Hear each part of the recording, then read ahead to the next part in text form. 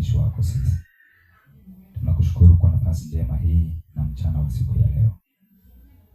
Tunapotaka kuangalia mambo ya imani na kuangalia dunia inavyoenda na mwovu shetani anavyojipanga kwa ajili ya kufuta ukweli, ukatupe hekima tutakapokuwa tunasoma Biblia. Utufundishe na utukumbushe maandiko yote ili jina lako likatukuzwe. Tumeomba kwa imani katika jina la Yesu, amina. Amen. Sijui kama niweze kutumia hii ama mnaonaje? Ama zungumza kidogo nikiangalia kama iko sawa. Asante. Kwa hivyo ningependa tu, maana sisi ni Wakristo, na nitaanza kwa kujitambulisha mimi ninayeongea. Alafu nitawakaribisha wenzangu nao waweze kujitambulisha pia na wao. Kwa hivyo mimi ninayeongea naitwa Mwalimu Kennedy. Mwalimu Kennedy Karunditu wa Mwea. Mimi ni Mkristo, ninapenda Biblia na mimi ni Mwadventista, yaani na maana namngojea sana Yesu Kristo kurudi mara ya pili. Kwa hivyo nitakuwa ni mwenye kumruhusu aliye upande wangu wa kulia naye aseme tu jina lake, alafu nimpe aliye katika upande wa kushoto. Kwa hivyo ndugu yangu Eric, karibu.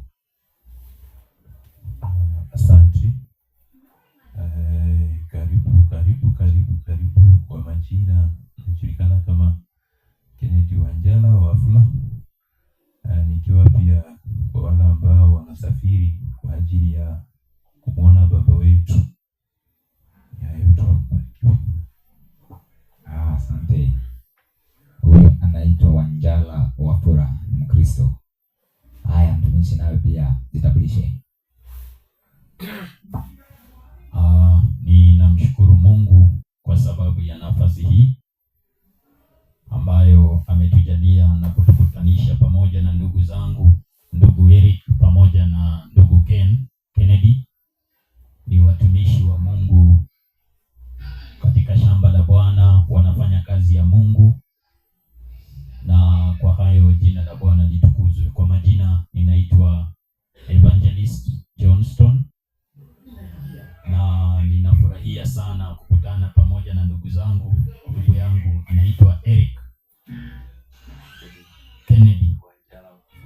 Kennedy Wanjala Wafula, kutoka sehemu zile za Yesu wa Tongareni. Kama unasikia Yesu wa Tongareni, ndugu wanatoka huko, lakini tuna furaha kwa sababu kadri ya vile Yesu anaposema ya kwamba nyakati za mwisho kutawatokea makristo wa uongo, na vivyo hivyo pia hajawaacha watumishi wake au watu wake ambao wanatamana kiu ya kujua kweli. Bado wanawaamsha watu mashujaa ambao wanaelewa kweli na wanaweza tetea imani.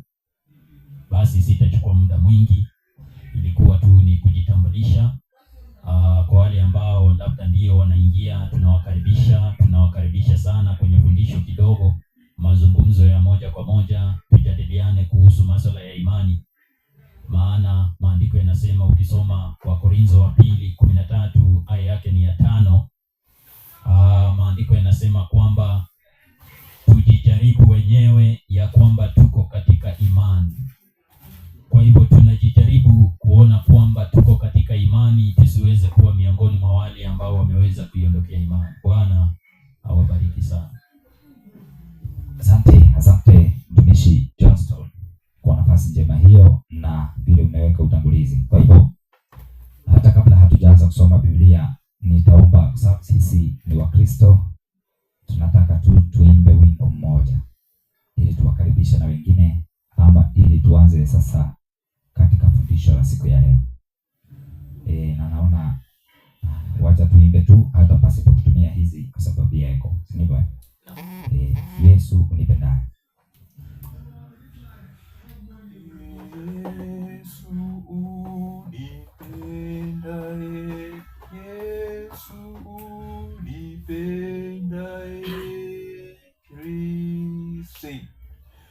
Yesu Yesu unipendaye, kwako nakimbilia.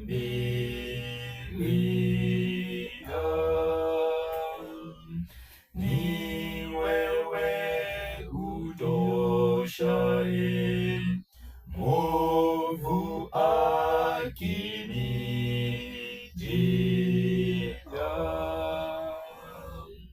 Yafiche ubavuni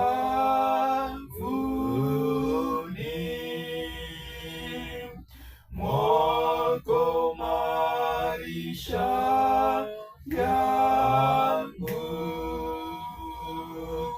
nifiche bandarini, wokoe moyo wangu. Ngome nyingine sina, nategemea kwako.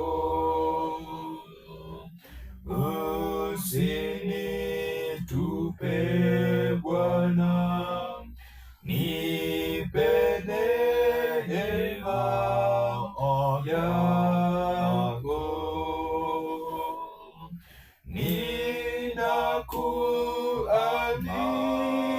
Ninakuaminia, mwenye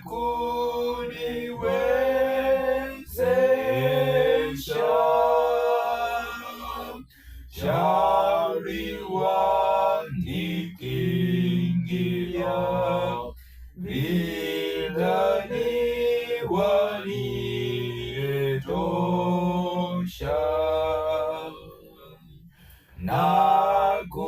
Nakutaka Mbaji, vyote napata kwako. Niwapo muhitaji,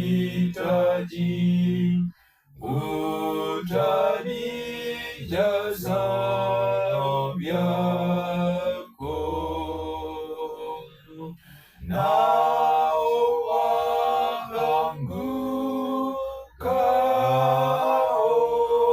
waangukao, wanyonge wape nguvu. Poza waugua, uongoze vipofu. Bwana umeniosha moyo kwa damu yako. Neema ya kutosha yapatikana kwako. Kwako Bwana naona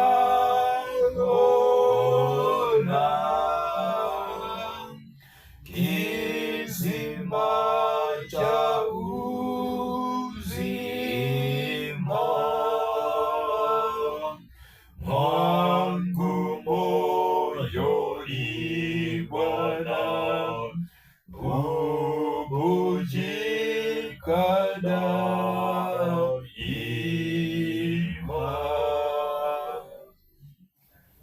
Asante.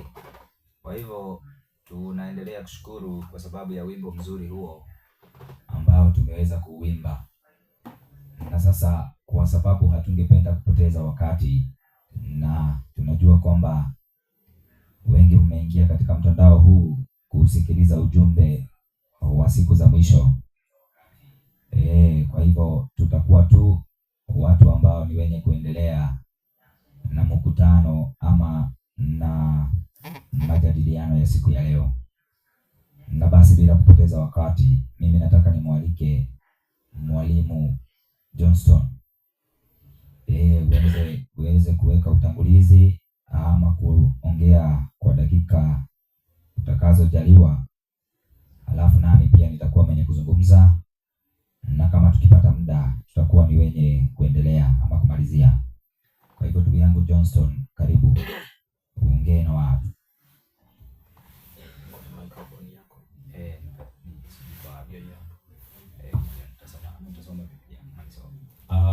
Basi tena ningependa kuwashukuru wote ambao wanatufuatilia katika mitandao kwenye channels zetu za YouTube, ya kwamba zidi kuungana pamoja nasi tunapopeleka fundisho na tunapojadiliana neno la Mwenyezi Mungu. Maandiko yanasema katika kitabu kimoja cha Wakolosai 3, ukisoma aya yake ni ya 16, 3 aya yake ni ya 16, kitabu ni cha Wakolosai.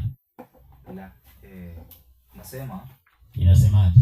Inasema ati lakini. Hapana, Wakolosai 3:16 inasemaje msomaji? Pole, nimekuwa wapi? Inasema barikiwa.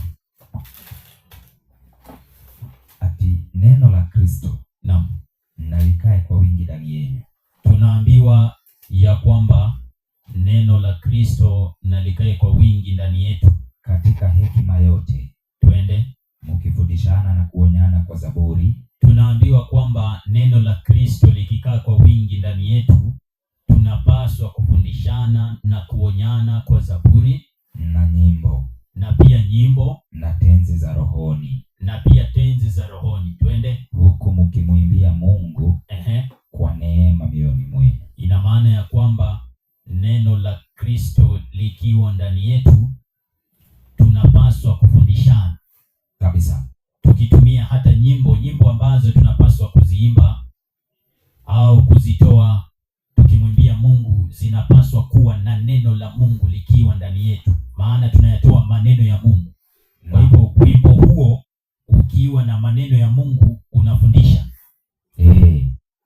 Ina maana ya kwamba wakati wote tunapoimba tunapaswa kutafakari ya kwamba yale maneno tunayoyatoa yanaendana na neno la Mungu kabisa. Sasa tumeambiwa ya kwamba katika masuala ya kukaa na kutulia katika imani, tumeandikiwa tuishindanie imani. Unajua kuna wengine, nisaidie Yuda 1 aya yake ni ya 3 msomaji. Inasema Yuda 1 aya yake ni ya 3.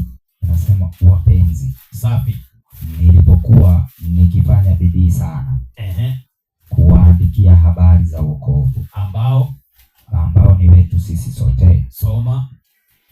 Inasema naliona. Inasema hivi, acha nifike. Inasema naliona. Anza tena msomaji. Wapenzi, ndio, nilipokuwa nikifanya bidii sana kuandikia habari ya wokovu ambao ni wetu sisi sote. Soma. Naliona imenilazimu kuandikia ili niwaonye kwamba muishindanie imani. Tuishindanie imani. Tunaonywa kwamba tuweze kuishindania imani walio kabidhiwa watakatifu mara moja tu. Endelea usikie. Kwa maana kuna watu waliojiingiza kwa siri. Tunaambiwa ya kwamba lengo na madhumuni ya kuweza kuishindania imani ni kwa sababu kuna wajanja wanaita wakora wa imani waliingia kwa siri. Mwalimu wangu, ndio walijiingiza kwa siri kabisa. Maana kuna wale makafiri wamejiingiza kwa siri, wanabadili neema ya Mungu wetu kuwa ufisadi. Nao watu hao nao humukana yeye aliye peke yake Mola na nani? Na Bwana wetu Yesu Kristo. Ina maana ya kwamba tunapaswa kuishindania imani inayotokana na neno la Mungu. Maana ukisoma Warumi 10 aya yake ni ya 17, maandiko yanasema ya kwamba imani ambayo tunapaswa kuishindania inatokana imani inapatikanaje? Soma andiko msomaji. Inasema imani, ndio, imani chanzo chake ni kusikia. Imani tunaambiwa chanzo chake sio kurithi. Unajua kuna wale wanasema nilizaliwa mtumishi Ken. Ati nilizaliwa nikapata wazazi wangu wanaenda kanisa, wanaendanga hii kanisa, hii ni kanisa ya boma, hii ni imani yetu, hii ni imani ya wazazi. Kanisa ya boma, imani ya nyumbani. Ndio. Kwa hivyo wanasema kwamba imani hiyo ni yao pia, yani ni wanarithi hiyo imani. Lakini tunaambiwa kwamba imani ya kweli inapatikana kwa kusikiliza, na sio kusikiliza chochote tu. Unasikiliza nini? Imani chanzo chake ni kusikia. Twende. Na kusikia ndio huja kwa neno la Kristo. Ina maana katika neno hili la Kristo, imani yetu inapaswa kujengwa kwa msingi wa neno hili la Mungu, neno la Kristo kabisa. Na ndio Yesu anasema, anafananishwa vikundi viwili vya watu katika Mathayo 7, ukisoma aya yake ni 24. Yesu anasema kuna wale ambao wanasikia, wamejenga juu ya mwamba. Ndio. Lakini kuna wale ambao wanajenga juu ya mchanga. Kabisa. Kwa hivyo kuna tofauti kati ya imani iliyojengwa juu ya mwamba ambaye ni Kristo, na Kristo ni neno la Mungu. Yesu anasema mimi ndimi njia, kweli na uzima. Yesu anaposema kwamba yeye ndiye njia, kweli na uzima, na kweli ni neno la Mungu, tunaambiwa kwamba kikundi cha kwanza Yesu anafananisha wale ambao wamejenga imani yao juu ya neno la kweli. Si ni kweli msomaji? Yes. Yesu anasema katika Mathayo 7, hebu nisaidie aya yake ni 24. Maandiko yanasemaje? 7:24, kitabu ni cha Mathayo 24. Basi kila asikiaye hayo maneno yangu ndio na kuyafanya ndio atafananishwa na mtu mwenye akili. Tunaambiwa kwamba kuna wale ambao wanasikiliza maneno ya Kristo na kuyafanya, wanafananishwa na watu wenye akili.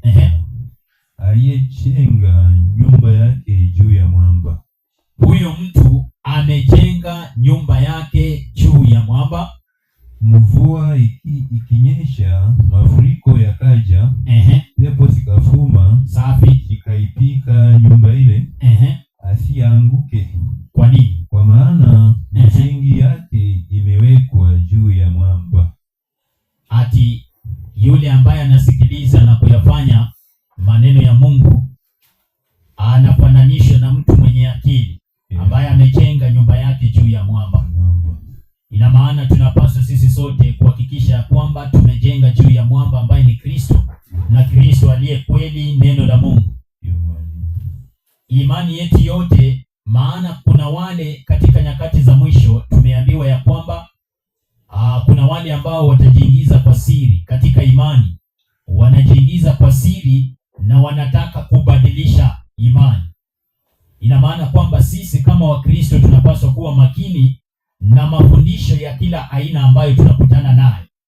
Yesu anasema katika kitabu kimoja cha Waefeso 4 aya yake ni ya 14 ya kwamba tusiwe tena kama watoto wachanga. Msomaji, naomba ufike Waefeso 4 aya yake ni ya 14. Ina maana kwamba ukibebwa na kila wimbi la fundisho na kila maneno ya watu ambao wamejiingiza kwa siri, kila maneno pasipo kuyapima, pasipo kuyachunguza, utapata ya kwamba umeingia upande ambao utapatikana umejenga juu ya mchanga. Wakati wote misingi ya kweli haijasimama juu ya mchanga, bali imesimama juu ya mwamba, neno la Kristo. 4:14 wa Efeso inasemaje? Nasema ili tusiwe tena watoto wachanga. Tunaambiwa ili tusiwe tena kama watoto wachanga, tukitupwa huku na huku na kuchukuliwa na kila upepo wa elimu. Tunaambiwa tusichukuliwe na kila upepo wa elimu. Ina maana kwamba tunapaswa kuwa makini sana na kile ambacho tunasikiliza. Tusiwe tena watoto wachanga tukichukuliwa na kila upepo wa elimu, kwa hila ya watu. Kumbe kuna watu na hila zao na elimu zao wanakuja kuwatupa watu wa Mungu. Unajua, ukisoma kitabu cha Mithali 14:15 usisome maandiko yanasema ya kwamba mjinga huamini kila neno.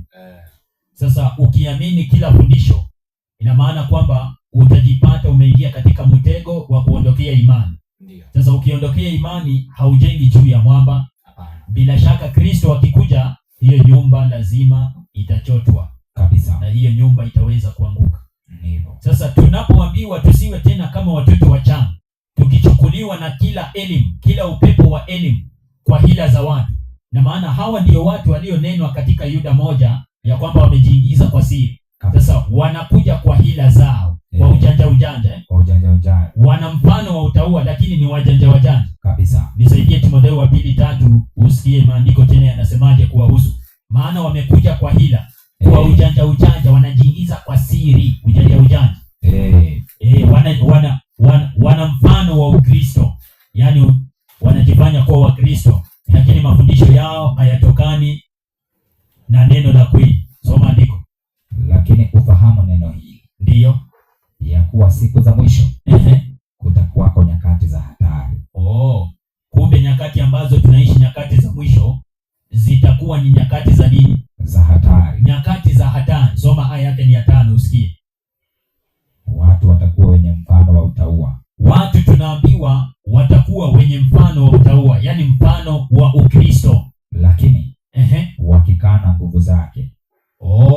Kumbe wana mfano wa utauwa wa Ukristo, lakini wanakana nguvu za Mungu, si ni kweli? Kabisa. Wanayakana maneno ya Mungu, si ni kweli? Ndio. Lakini wanajifananisha na, yani wamejifanya kana kwamba ni Wakristo. Sasa tunaambiwa ya kwamba katika nyakati hizo za mwisho kuna wale ambao watakubaliana na hila za watu.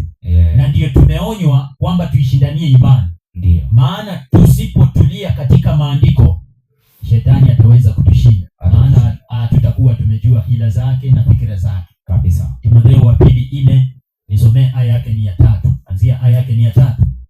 Utakuja, kwa maana utakuja wakati watakapoyakataa mafundisho yenye uzima. Kumbe tumepata kwamba imani ya kweli inatokana na neno la Mungu. Ndio. Si ni kweli?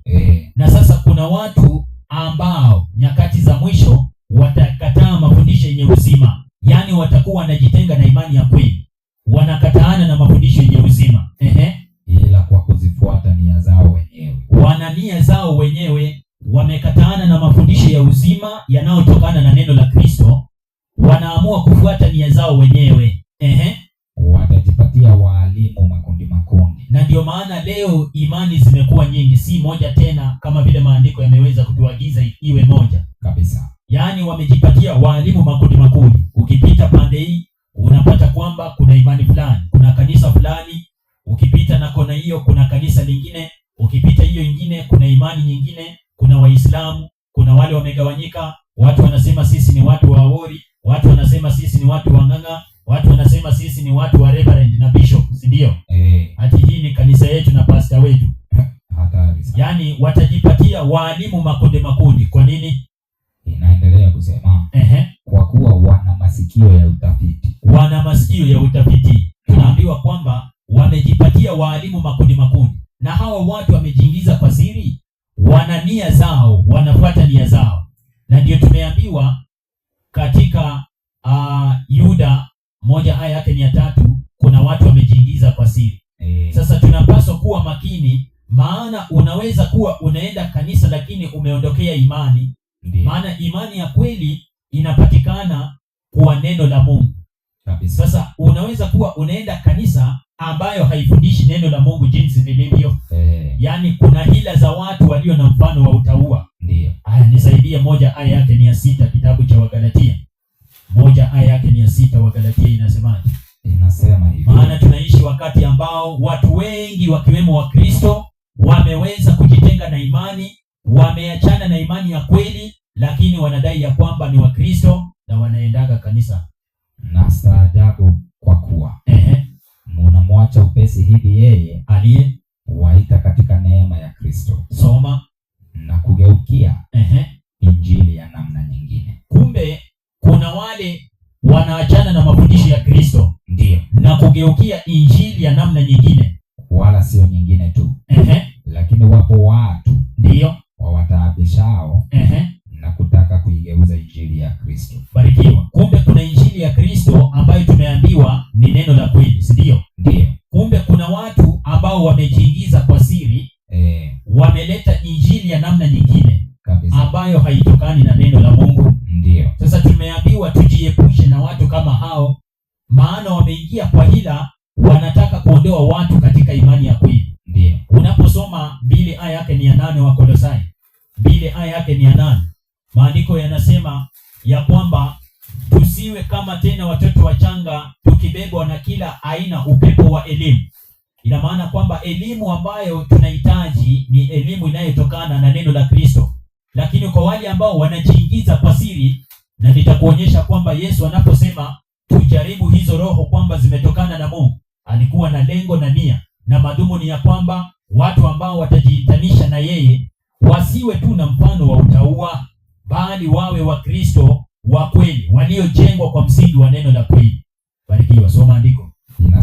Inasemaje? Wakolosai 2:8. Ndiyo. Angalieni mtu asiwafanye mateka kwa elimu yake ya bure. Kuna watu ambao tumesema wamejiingiza kwa hila, na wamejiingiza kwa hila katika Ukristo. Wako na elimu yao. Tunaambiwa elimu yao hiyo inawafanya watu wengine kuwa mateka. Ndiyo. Wale ambao hawako tayari kukubaliana na kweli. Unajua Waberoya walikuwa watu waungwana kabisa. Maana waliposikiliza neno hawakuwa wale tunaita leo kanyaga twende. Hapana. Kuna wale unajua ni kanyaga twende. Akisikia miujiza iko hapa anaenda naye. Akisikia sijui huko kuna peano nini anaenda naye. Akisikia pastor ananguruma anasema huyu ni wa Mungu, huyu sasa ndio mpako mafuta wa Mungu. Kabisa. Yaani wanabebwa na kila aina ya upepo kwa sababu ya hila za watu. Yaani wana nia zao. Ndiyo. Hawakusanyi pamoja na Kristo. Kabisa. Wanatapanya. Hawakusanyi pamoja na Kristo. Sasa elimu za watu, maana watu wameacha kusikiliza kweli inayotokana na neno la Mungu. Ndiyo. Unapata wanaanza kuamini sana wachungaji na viongozi wanaojiita majina makubwa makubwa. Ndiyo. Wakisema kwamba hao ni watumishi wa Mungu. Kabisa. Wale wajiitao mitume na watumishi. Ndiyo. Kuna wale ambao waliwachunguza wakaona hao watu sio hao. Maana walienda wakachunguza kama Waberoya msomaji. Wakaona sisi tunajua ya kwamba msingi wetu umetokana na neno la kweli. True. Kwa hivyo hatuwezi tukafanywa mateka. Kabisa. Ina maana ikiwa kutapatikana na mwalimu yeyote leo ambaye hafundishi kutokana na neno la Mungu, elimu hiyo ni yake, na wale ambao wanasikiliza na kumfuata wamefanywa kuwa mateka. Kabisa. Sasa utakuwa mateka na bado yani unaingia kanisani na wewe ni mateka. Yani kwa sababu umeaminishwa ukienda kanisa. Najua zamani mwalimu wangu tulikuwa tunaambiwa na pasta ya kwamba hiyo siku ya mwisho tutakaposimama mbele ya kiti cha hukumu, pasta atasimama mbele yetu, sisi tuko nyuma yake. Yani kama tulitenda dhambi lakini tulikuwa tunaingiana vizuri na pasta. Tunaenda kwake, tunabeba maji, tunaleta chakula. Lakini tunafanya dhambi. Lakini pasta, ikiwa tuna uhusiano mzuri na pasta, ndiyo, wakati wa hiyo siku ataulizwa, nilikupea vikundi, nilikupea watu wangu, uliwalinda? Pasta naye anasema kwa sababu wewe umekubaliana naye, kile kitu anataka ndio unafanya. Ufanye vile Yesu anataka, unafanya vile pasta anataka. Sasa akisimama mbele ya hicho kiti, sisi tukiwa nyuma yake, anatusimamia, anatuwakilisha, anasema hawa ni watu wangu. Ndiyo. Hawa wanaweza ingia mbinguni. Kwa hivyo hawa waingie mbinguni. Yani tulikuwa watenda dhambi lakini tunaingia mbinguni kwa sababu ya pasta. Sababu pasta amesema. Ndiyo. Kwa sababu tulifanya vizuri na tukatembea vizuri na pasta. Tumekubaliana naye na mafundisho yake. Kabisa. Lakini tunapata kwamba katika nyakati hizi za mwisho, ndiyo, sisi tumeweza kusaidiwa na Mungu tukajua kweli ya kwamba tunapaswa kumtumaini Mungu, sio mwanadamu. Tunapaswa kumtii Mungu kuliko mwanadamu. Ina maana kwamba hofu tuliyo nayo sasa ni kuona kwamba tuko katika upande wa Kristo, upande ambao umejengwa juu ya msingi wa neno la kweli. Kabisa. Elimu ya watu haiwezi ikatufanya tukawa mateka. Haiwezi. Rudia hilo andiko 2:8 kitabu. Angalieni. Ni cha Wakolosai. Angalieni mtu asiwafanye mateka kwa elimu yake ya bure. Kuna elimu za watu za bure zinazowafanya watu kuwa mateka. Soma. Na madanganyo matupu. Kumbe hiyo elimu ya watu ya bure ni madanganyo matupu. Kwa jinsi ya mafundisho ya awali ya ulimwengu. Hayo ni mafundisho ya awali ya ulimwengu. Soma. Wala sio kwa jinsi ya Kristo. Hayatokani na Kristo. Ina maana kuna watu ambao wamefanywa kuwa mateka katika sehemu zao wanazodai ya kwamba ni za ibada, msomaji. Kwa maana katika yeye unakaa utimilifu wote wa Mungu. Nisaidie Wakorintho wa 2:13 aya yake ni 5. Tusifanywe mateka na elimu za watu za bure ambazo hazitokani na neno la Kristo, ambalo hazitokani na msingi wa neno la kweli, Biblia takatifu, neno la Mungu. 13:5 kitabu kimoja cha Wakorintho wa 2. Jijaribuni wenyewe. Tunaambiwa tujijaribu wenyewe kwamba mumekuwa katika imani. tuko katika imani ama tuko katika kanisa?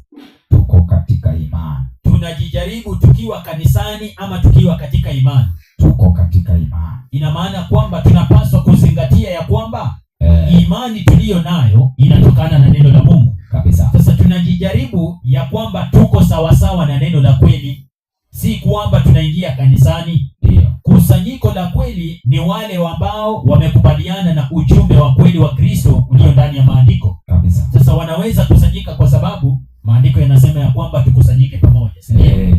Kwa hivyo tunakusanyika tukiwa na kweli, lakini kuna makusanyiko mengine ambayo hawakusanyiki kwa sababu ya kweli. Wao wameambiwa kwamba hiyo kukusanyika ni njia moja kuonyesha kwamba tunaenda mbinguni. Lakini pia shetani ana uwezo wa kukusanya watu. Na ameweza kuwadanganya wengi kwa hila, akitumia sio kwa, na tuliambiwa, unajua mwalimu wangu, ndio tuliambiwa ya kwamba ati shetani huwa na pembe mbili na tena ni mweusi na anakuanga na kabuti nyeusi. Kabisa. Shetani, si ndio? Na mkia. Ati huyo ni shetani. Hiyo ni hatari sana. Hatari. Maana hakuna siku utamuona shetani kwa macho. Hakuna. Ati unatarajia umuone kwa macho akiwa mweusi. Sasa huyo alimuona aje? Huyo mwenye alisema ati ni mweusi yako na pembe. Walitudanganya. Maana shetani ni kiumbe pia. Na ameweza kudanganya watu kwa hila. Tunaambiwa amedanganya kwa hila. Ana hila zake za ujanja. Ameingia katika imani, amewadanganya Wakristo wengi. Nisaidie kitabu kimoja cha Wafalme wa Pili 22, ukianzia aya yake ni 20. Wafalme wa kwanza 22 aya yake ni 20. Inasemaje andiko? Maana shetani amedanganya wengi, lakini Wakristo wa leo hawawezi wakajua shetani anadanganya namna gani. Wacha tuonyeshe ndani ya maandiko, ndiyo uamini ya kwamba unaweza kuwa unasikiliza sauti ya pasta, kumbe si pasta anazungumza, ni shetani anazungumza kupitia yeye.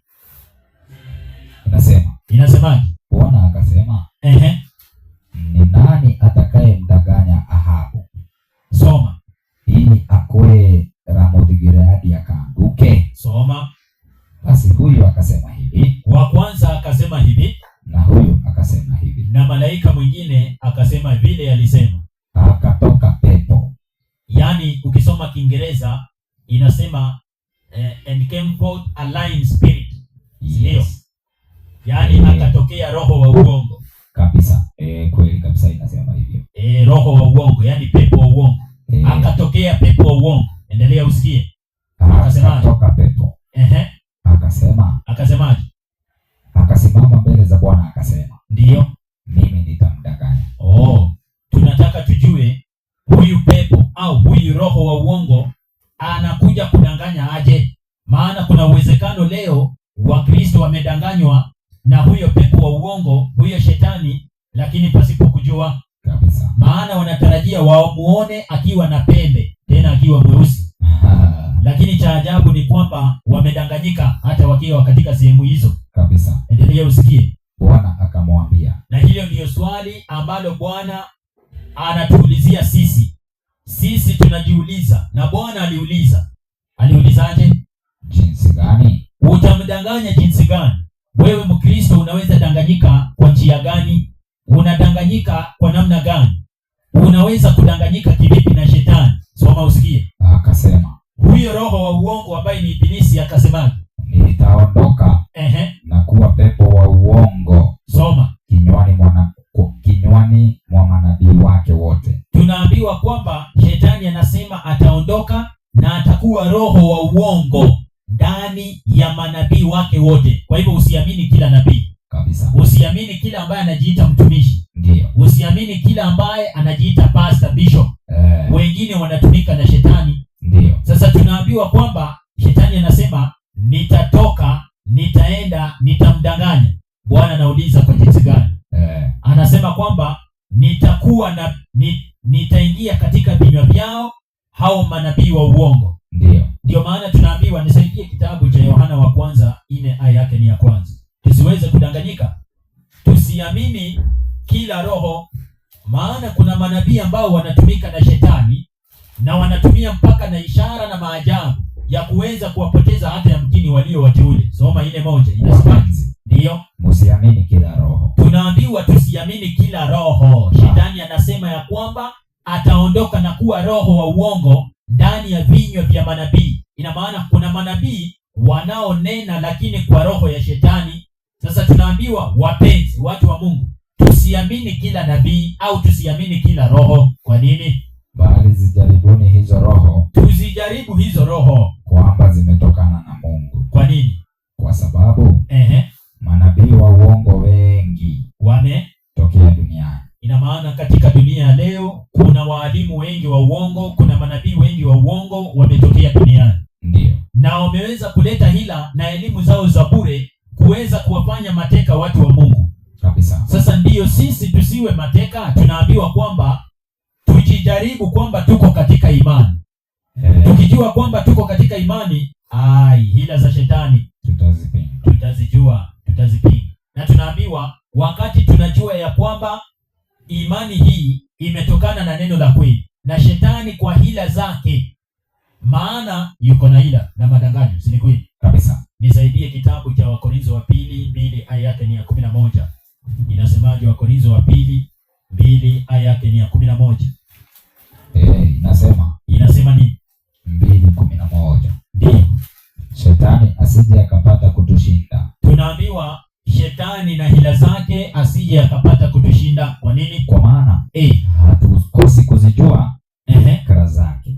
Kumbe shetani ana fikra zake, na tunaambiwa tusipozijua, tusipozielewa, atakuja kutushinda. Sasa atatushindaje? Kwa maana sisi tutakubaliana na mafundisho na elimu za watu za bure ambazo hazitokani na neno la Kristo. Kabisa. Sasa wakati wote tunapaswa kuangalia ya kwamba tunakesha tukijifundisha neno la kweli kama tulivyokusanyika leo. Kabisa. Na tunawashauri watu wengi ambao wanapenda kweli pia wapende kukuja pamoja wakisoma. Kabisa. Maana Mungu anafunua kweli nyingi ikiwa tuna ile kiu na tunatamanio sana ya kuendelea kujua kweli. Tunapokusanyika tujifundishe pamoja. Ndio. Maandiko yanasema kwamba palipo 2 au 3 wamekusanyika kwa ajili ya neno ya Kristo, Yesu anasemaje? Yuko pamoja nao. Yuko pamoja na wao. Sasa mimi ninaweza kuwa na mengi ya kuzungumza, lakini kwa sababu nina ndugu zangu hapa ambao nina furaha sana kupatana na wao. Kabisa. Ningependa pia wapate nafasi ya kuweza kuzungumza nanyi maneno mazuri ya Mungu, mafundisho ya kweli. Asante. Tupate kwamba tunasonga pamoja kwa imani, atujitengi na imani. Maana kuna uwezekano, na tumesema tukianza ya kwamba kuna uwezekano wewe umependa sana kanisa kuliko ukweli. Kuna uwezekano umependa sana pastor na bishop kuliko ukweli. Kabisa. Lakini tunaambiwa kwamba tukiangalia kwamba tunapenda kweli, neno la kweli, ndio tuko na tumetulia katika imani ya kweli. Kabisa. Hivyo basi sitakuwa wenye kuongeza maneno mengi. Ningependa pia nimkabidhi ndugu yangu chombo anene nanyi maneno 2 matatu ya kuweza kuwatia moyo, mtulie katika imani, tujenge pamoja na Kristo. Ndio. Tuendelee pamoja na Kristo. Asante. Karibu mtumishi wa Mungu. Basi hata na mimi nashukuru kwa nafasi nzuri hiyo. Ningeomba tu ndugu yangu, niliona uko na wimbo mzuri kwa nyimbo za Kristo, ili tuweze kupasa misuli tunapoimba wimbo huo. Yote tu utakaoona hapo kwa haraka. Alafu sasa ndio nami niweze kuzungumza kwa dakika kidogo, ili tuone itakuwa namna gani.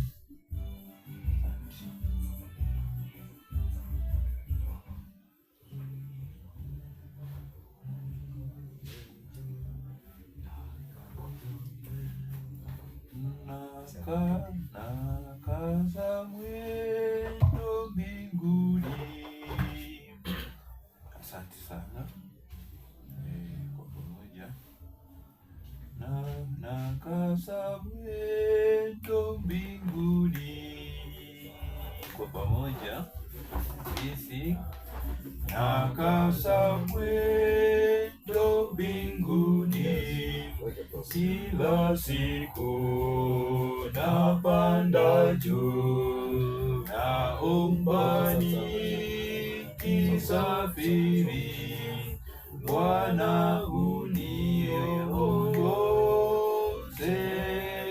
juu, Bwana uniinue juu kwa imani hata mbinguni, juu kuliko dunia, Bwana uniongoze juu. Moyo wangu hautaki kukaa palipo shaka, wengine wapenda chini, nia yangu ni kupanda. Bwana uniinue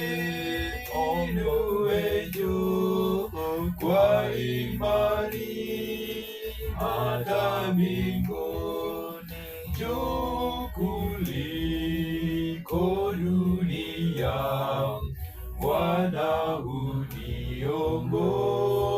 uniongoze juu. Nataka kupanda juu, nisishikwe na adui, kwa imani nasikia sauti ya washindaji. Bwana uniinue juu kwa imani hata mbinguni, juu kuliko dunia, Bwana uniongoze juu. Kupanda juu nataka niuone utukufu, hata mwisho nitaomba, Bwana uniongoze juu. Bwana uniinue juu kwa imani hata mbinguni, juu kuliko dunia, Bwana uniongoze juu. Asante. Sijui nani anapiga simu hapo, sijui achoni basi, huyo nitazungumza naye tu baadaye. Naomba tu wacha nitengeneze rafiki mkuu mwenye kwanza.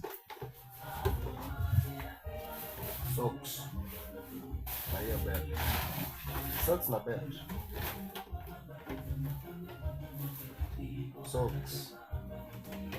Anangu ile si niko live. Sasa unataka kutoa na sasa hii hapa utaiku belt tu. Belt.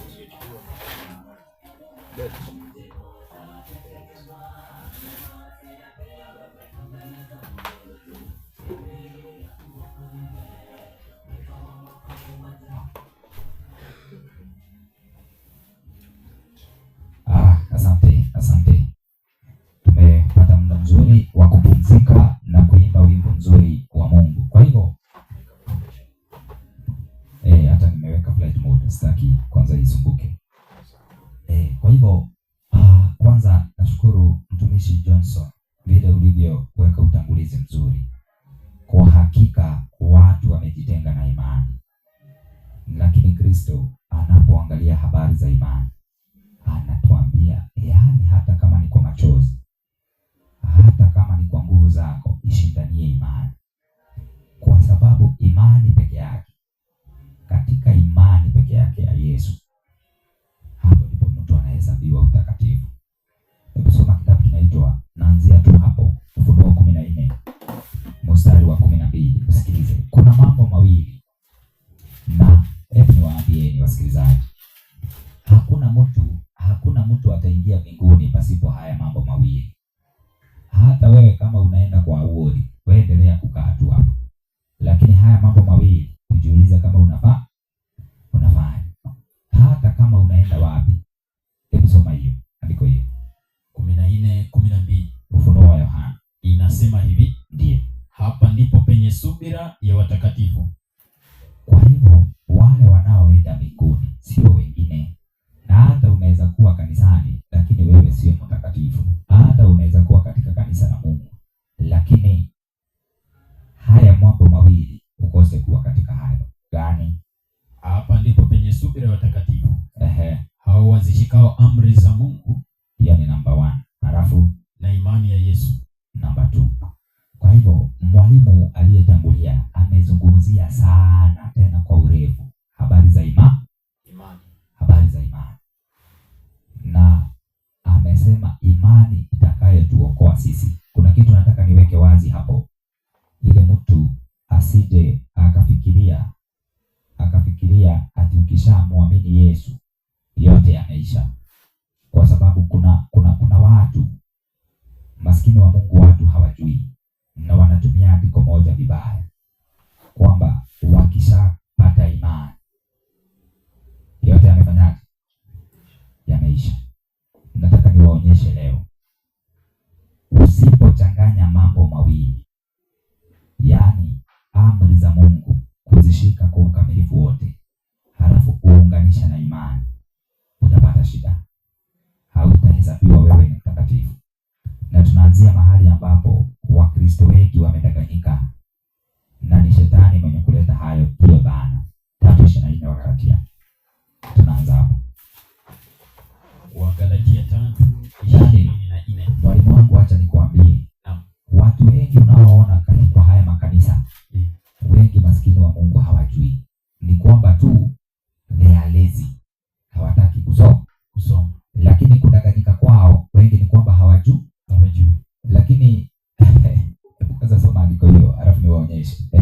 Inasema 3:24. Wagala inasemaje? Hivyo torati imekuwa kiongozi kutuleta kwa Kristo. Hivyo torati imekuwa kiongozi kutuleta kwa Kristo. Halafu ili tuhesabiwe haki kwa imani.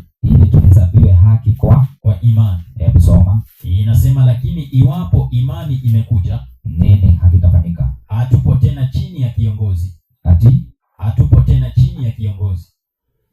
Hilo andiko ndilo yaani ukitoka hapa uende Tanzania, uende Uganda, uende South Africa, uende mahali kunaitwa Marekani, uende Europe, uende Asia, nchi zote hilo andiko limewakoroga. Wanasema na shetani, kwa sababu hatakangi sheria za Mungu tangu mwanzo, hilo andiko amelifanya watu kulielewa makosa. Ati tukishapata imani yote yameisha. Sikiliza, hivi nakuuliza, wale watu ambao wamedanganyika kwa hiyo andiko, japokuwa hawajui, wanafikiri watapona? Hawezi pona. Hebu soma kitabu kinaitwa 15:14. Usikilize. Ukiwa mahali, nataka nikuonyeshe hatari ya kuwa mahali ambapo kuna uongo. Hatari ya kuwa mahali ambapo watu wanaambiwa ukishika imani yote yameisha. Nataka nikuonyeshe hatari. Kuna kitu inaitwa PLB concept. Yaani blind leading blind. Hebu soma andiko hilo 15:14. Mathayo inasema waacheni hao ni viongozi vipofu wa vipofu, na kipofu akimwongoza kipofu mwenzake watatumbukia shimoni wote wawili. Umesikia? Wewe hata kama haujui na uko kanisani kwa ng'ang'a awori, mtu anaitwa Jeremia, anaitwa Kioko, mtu anaitwa Kiegei, wote tu ambao unawajua hapa tunawataja kwa sababu ukiwaita ama tukiwaita kwenye majadiliano ya imani, tutawaonyesha kabisa hapa mnawadanganya washiriki hivi kupitia kwa maandiko, tutawaonyesha. Kwa hivyo siku hapa tunawabagua ama tunawahukumu. Sisi hatuna jehanamu ya kuwapeleka, lakini mahali kunapo uongo lazima tuwaambie hapa kuna uongo. Sasa hiyo BLB concept, sikiliza wewe msikilizaji, inawezekana mahali ambapo ulipo kanisani, yule kiongozi aliye hapo anakuambia yote yameisha msalabani. Ukipata imani haupo chini ya sheria. Nitakuonyesha hilo fungu linamaanisha. Nitakuonyesha. Sasa ukiongozwa na mtu kama huyo, kwanza huyo mtu ni kipofu. Wewe japokuwa haujui, hata wewe hautapona. Ndio inaitwa BLP concept. BLP concept ni hatari. Sasa tunaanza. Wewe Yesu, ulikuwa unamaanisha nini wakati tukishika imani? Unasema kiongozi ama Taurati ambayo ilikuwa kiongozi, hatupo chini ya kiongozi. Na leo nataka nizungumzie sheria ama amri 10 za Mungu na sheria zingine. Lakini kabla ya hiyo, sababu ya muda, kabla ya hiyo nataka niwaonyeshe. Mnamjua mtu anaitwa Musa. Musa alipokuwa anakufa alipelekwa mahali na akaonyeshwa mambo mawili, the Christian era na the Jewish era. Yaani kabla Yesu hajarudi alionyeshwa watu waliokuwa wa Mungu, na maanisha Waisraeli wa zamani walipenda sana kushika sheria za Mungu, lakini kuna kitu moja wakakataa. Mwalimu wangu, unaona Waisraeli walishika sheria kabisa, tena walizibeba kwa mgongo, sawa eh? Lakini Waisraeli, Yesu alipotumwa duniani, badala ya wamuamini, yani wae na imani kwa Kristo, wakakataa nini? Kristo, wakamkataa. Kwa hivyo wakakataa imani ya Yesu. Musa alionyeshwa the Jewish era ama the Jewish nation ilimkosea Mungu, si kwamba ni kwa kukataa sheria, lakini kwa kumkataa nani? Yesu. Lakini cha ajabu nacho ni kwamba Musa pia alionyeshwa the Christian era. Sawa eh? Christian era ni ile ambayo tuko nayo mwalimu wangu. Christian era nayo inasema sisi ni waimani. Ati sisi ni imani. Sisi na ndio by the way, ukienda kila mahali huko, kiuliza mtu, wewe unaamini Yesu? Yesu ni Bwana. Kienda kila mahali, Yesu ni Bwana, Yesu ni Bwana, Yesu ni Bwana. Wanaamini Yesu. Lakini Musa alionyeshwa Christian era itapotea tu, si kwa sababu hawakumwamini Yesu, lakini kwa sababu wamekataa sheria za nani? Lakini sikiliza, ukitaka kuwa mtakatifu, haya mambo mawili lazima ushikani. Rudia Ufunuo 14:12. Inasema hapa ndipo penye subira ya watakatifu, hao wazishikao amri za Mungu na imani ya Yesu. Haya mambo mawili, hata uruke juu, ulie, ucheke, hawezi kuyatofautisha. Na ukikubali moja, uachane ingine, umeanguka. Unaona? Sasa nataka wasikilizaji wetu waweze kutuelewa kwa nini nasema hivi na kwa nini ni hatari. Na hili fungu la Wagalatia 3:24 linasemaje? Amesema Taurati imekuwa kiongozi kutuleta kwa imani, si ndivyo eh? Na imani ikishakuja hatupo tena chini ya kiongozi. Watu hufikiria amri 10 ni hizo, yaani hatuko chini ya amri. Na wanaotumia hilo andiko hivyo, wacha nikwambie ndugu yangu, usifikirie wako na shida na amri zote. Kuna amri moja tu hawataki, moja peke yake. Usifikirie wanasema hivyo alafu muulize kuiba ni dhambi, atawaambia ni dhambi, hiyo ni amri ya Mungu. Lakini wanaposema hatuko chini ya sheria, wanalitumianga hivyo tu kukataa amri gani? Nitakuonyesha. Sasa nataka niwaambie wasikilizaji, kuna sheria aina mbili. Unajua watu wanaposikia sheria wanafikiria tu ni sheria. Hapana.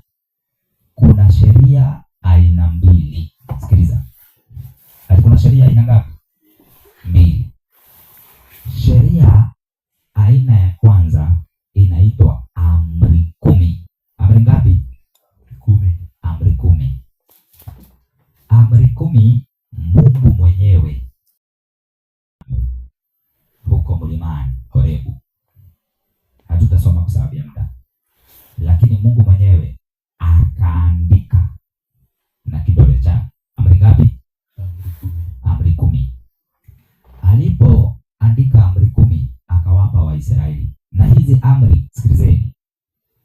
Mtu akikwambia usishike moja, anakupeleka jehanamu. Mtu akikwambia hauko chini ya hizo, anakupeleka jehanamu. Mtu akikwambia hii iliisha msalabani, anakupeleka jehanamu. Kwa nini? Hebu nisomee kitabu kinaitwa Zaburi 119:142 usikie. Yaani nataka kukamilisha lesson ambayo mwalimu ametangulia. Ameeleza imani kwa upana na jinsi watu watakavyojitenga na imani. Sasa nataka niwaonyeshe. Kitabu ni Zaburi 119 mstari wa 142.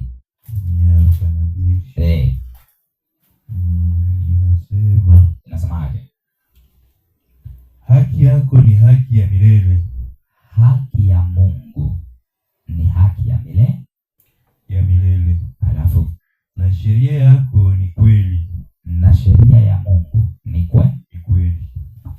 Ukisikia haki ya Mungu ni ya milele, inalinganishwa na sheria ambazo ni amri 10 ambazo zimesemwa ni za kweli. Amri 10 hazibadiliki. Amri 10 ni za milele, tangu mwanzo mpaka mwisho wa dunia, mpaka hata mbinguni. Ukienda mbinguni, amri 10 ziko katika sanduku la agano. Maana mbinguni kuna hekalu, there is a sanctuary in heaven. Kwa hivyo kuna amri 10 huko mbinguni zimewekwa katika sanduku la agano, na tumesoma tukaona ni za milele, hazibadiliki. Sasa Wagalatia 3:24 anaposema Taurati imekuwa kiongozi kutuleta kwa Kristo ama kwa imani, na imani ikikuja hatuko chini tena ya kiongozi, anamaanisha kuna sheria zingine Musa aliambiwa andika. Hizo sheria hata hauwezi hesabu, zilikuwa zaidi ya 800. Zinaitwa Taurati ama sheria za Musa. Sawa? Yeah. Sasa hizo sheria za Musa hizo zinazungumziwa katika Wagalatia 3:24. Yesu akija akufe msalabani, hazipo tena. Hizo hazipo tena. Sasa na mtu naye akitufundisha kuzishika hizo, atakuwa pia anatupeleka jehanamu, kwa sababu ni kama anakataa Yesu hakufanyaje, hakuja. Sheria hizo nyinyi mnazijua, ni nyingi tu ndani ya Biblia. Kwanza kuna vitu zilikuwa zinaitwa sikukuu nyingi tu ambazo zilikuwa zimewekwa pale na Musa. Wanaambiwa sijui miaka hii mtakuwa mko na miandamo ya miezi, hata mtu akifa ama mtu akizini. Sasa nataka niwaonyeshe kuna sheria mara mbili ndani ya amri 10. Ati ndani ya nini? Amri 10. Kuna amri inayosema usizini, sawa Yeah. Lakini katika amri zingine ambazo Musa akaongezewa, kuna amri hapo ndani ilikuwa inasema mtu akizini apigwe kwa mawe. Unaona hizo zote ni sheria, na Musa hakukurupuka akaandika. Yeye aliambiwa na Mungu andika, lakini ni tofauti na zile Mungu kaandika mwenyewe. Kwa hivyo Yesu alipokuja siku moja, Yesu aliletewa mzinifu mwanamke Mary Magdalena, alikuwa amepatikana katika tendo la uzinifu, akapelekwa kwa Yesu. Sasa Yesu wakaja washtaki yule mwanamke, sitaki tusome lakini ni Samari.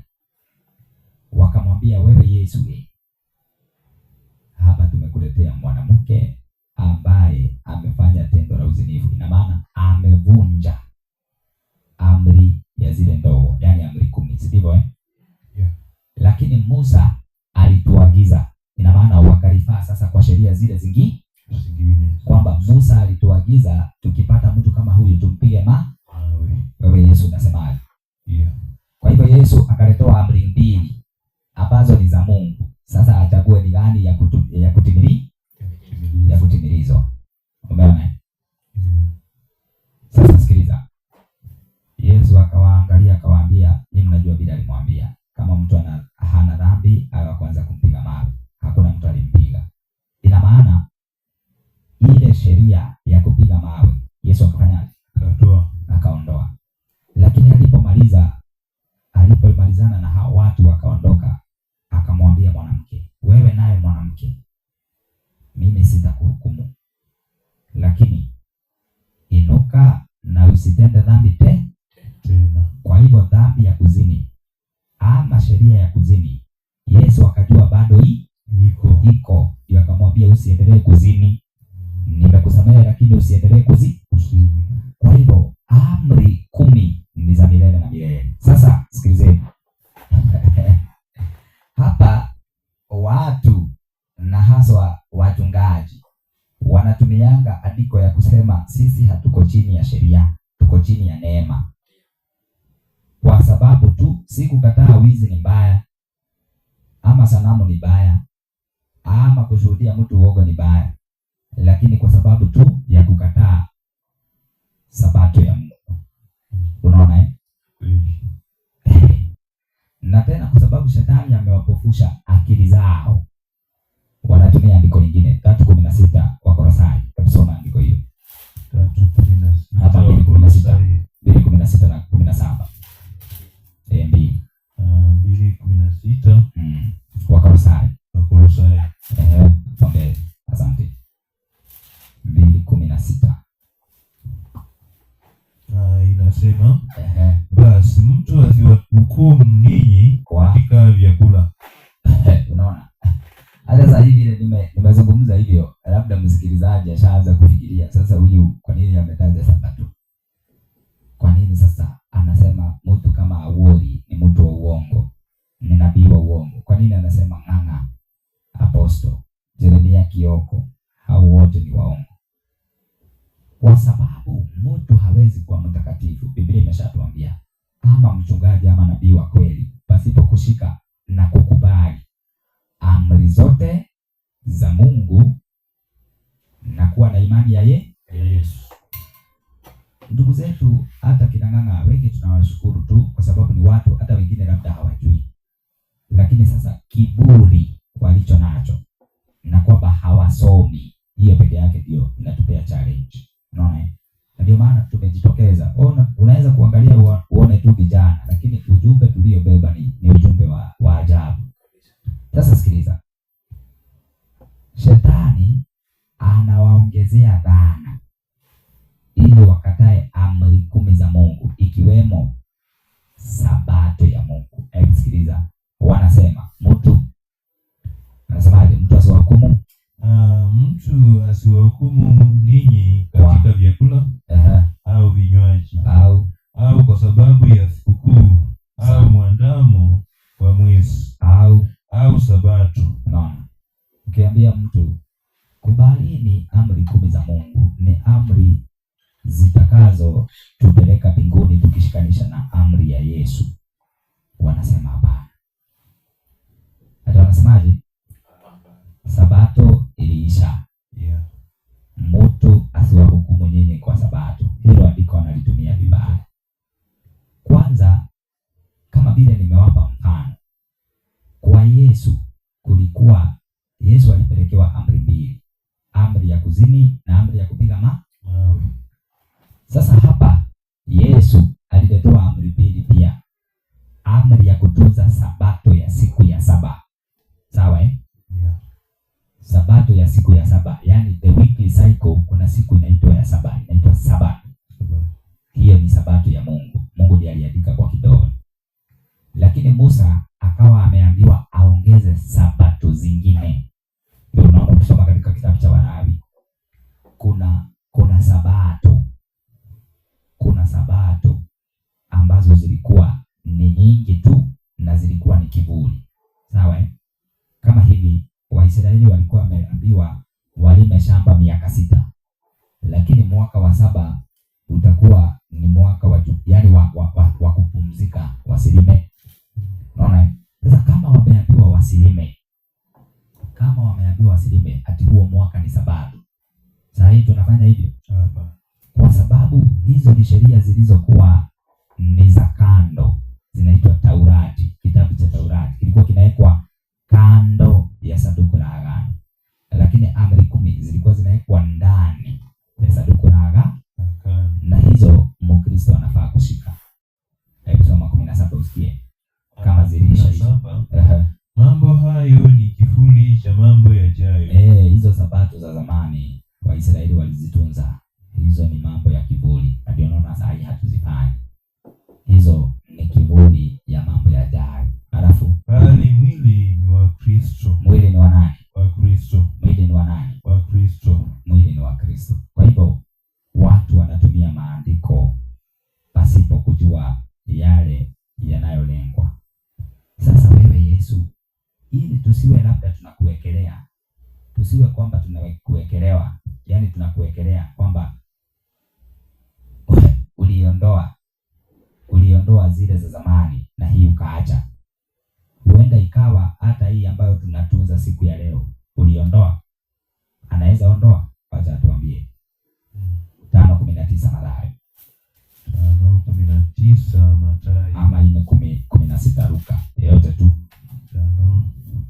5:19. 19. Ama anzia 18.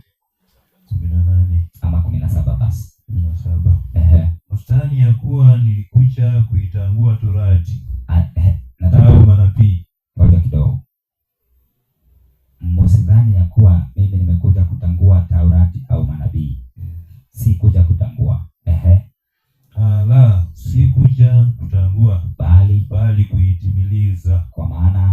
Kwa maana amini nawaambia, mpaka mbingu na nchi zitakapoondoka, yoti moja wala nukta moja Torati haitaondoka hata yote yatimie. Hata yote yafanyaje? Yatimie. Sasa sikiliza mstari wa 19, hiyo kwenye pointi. Basi mtu yeyote atakayevunja amri. Sikilizeni sasa. Mtu yeyote atakayevunja amri. Amri gani? Amri. Endelea kusoma vizuri.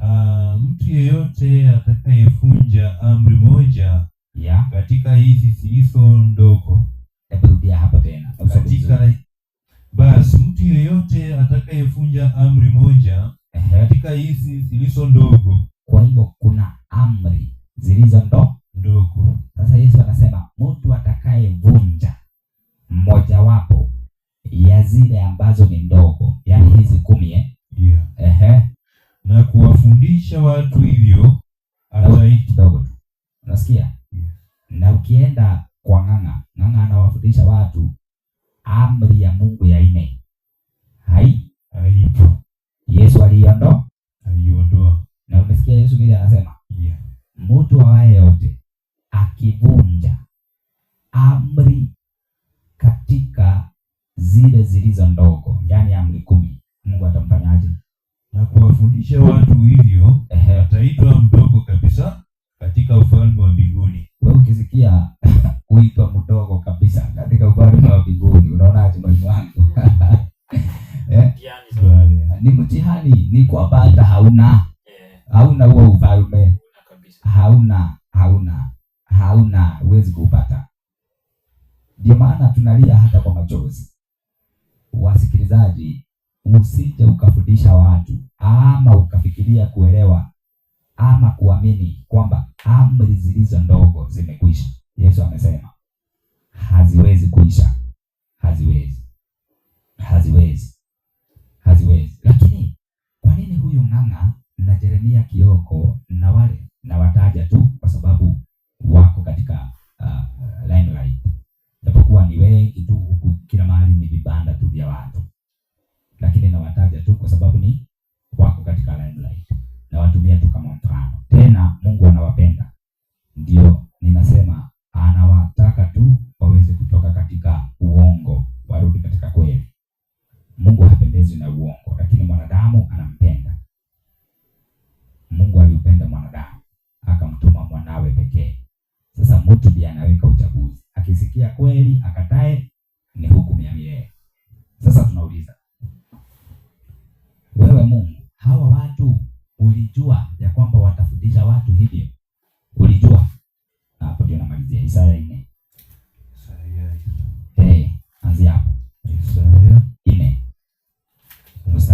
kwanza.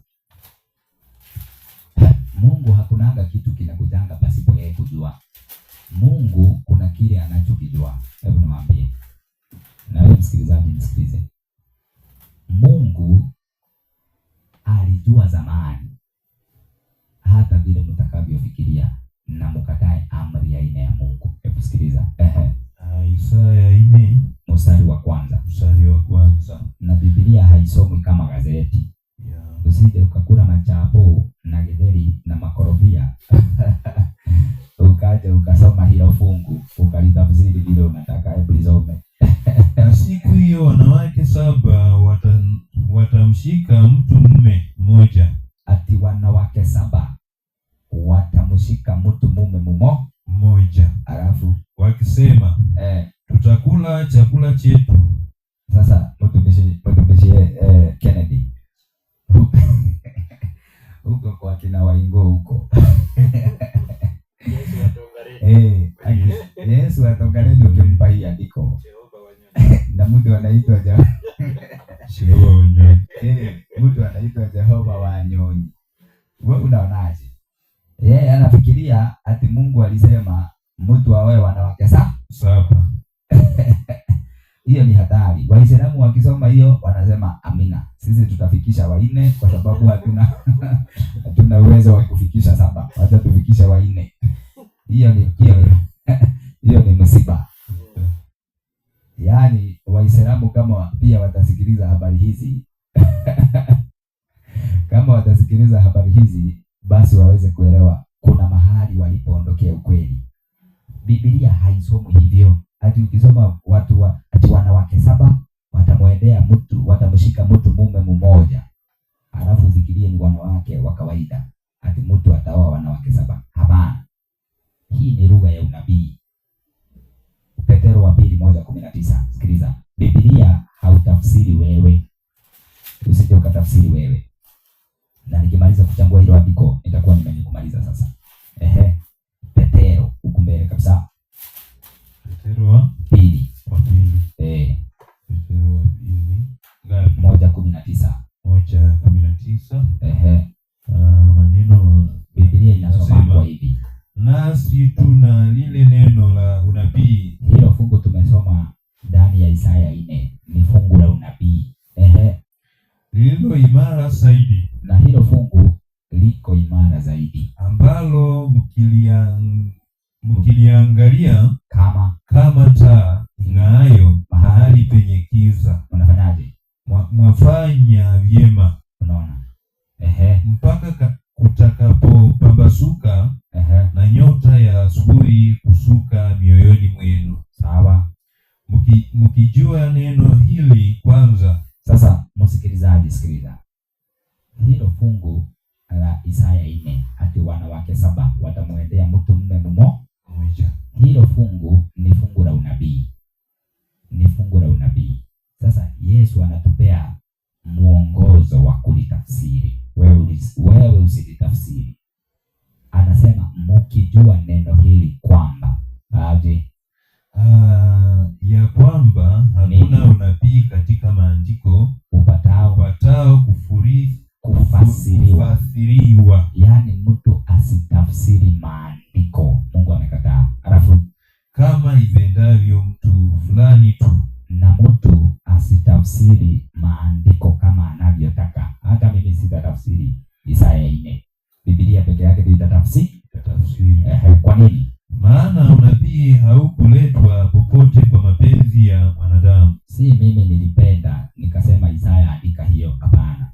Unabii haujakuja kwa mapenzi ya wanadamu, lakini bali wanadamu walinena yaliyotoka kwa Mungu. Hayo ni maneno yaliyotoka kwa Mungu wakiongozwa na Roho Mtakatifu. Ni Roho Mtakatifu tu aliandika. Kwa hivyo hatutatafsiri sisi, lakini tutatumia Biblia kutafsiri hilo fungu. Na kumbuka nilitangulia kuwaambia Mungu aliwaona makanisa ya saa hii yote, aliyaona hawatataka kufundisha watu kushika amri zilizo ndogo, yaani amri 10 za Mungu.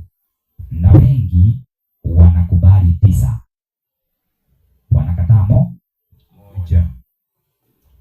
na kama Wakatholiki hao wanakataa mbili, maana ile amri ya kuchonga sanamu hawaitaki. Tuko na kitabu chao kinaitwa Catechism, kile hatujakuja nacho hapa.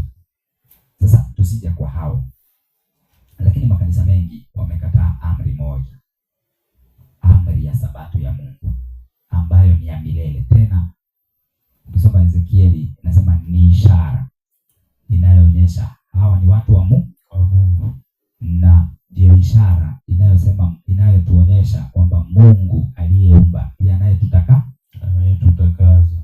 Sasa sikiliza, tunarudi kwa Isaya 4 mstari wa kwanza.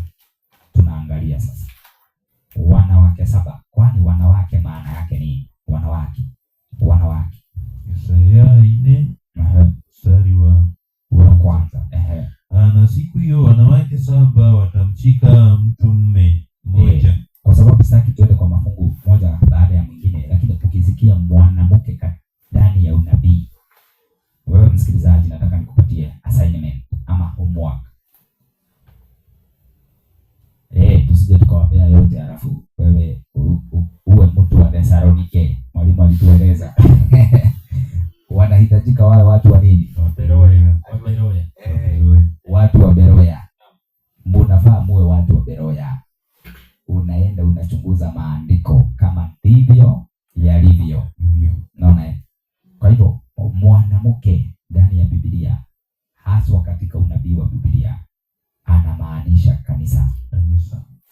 Ukisoma kitabu kinaitwa Waefeso 5 kuanzia 22 uruke uende 25 uruke uende 32, utapata kabisa kwamba mwanamke anafananishwa na kanisa.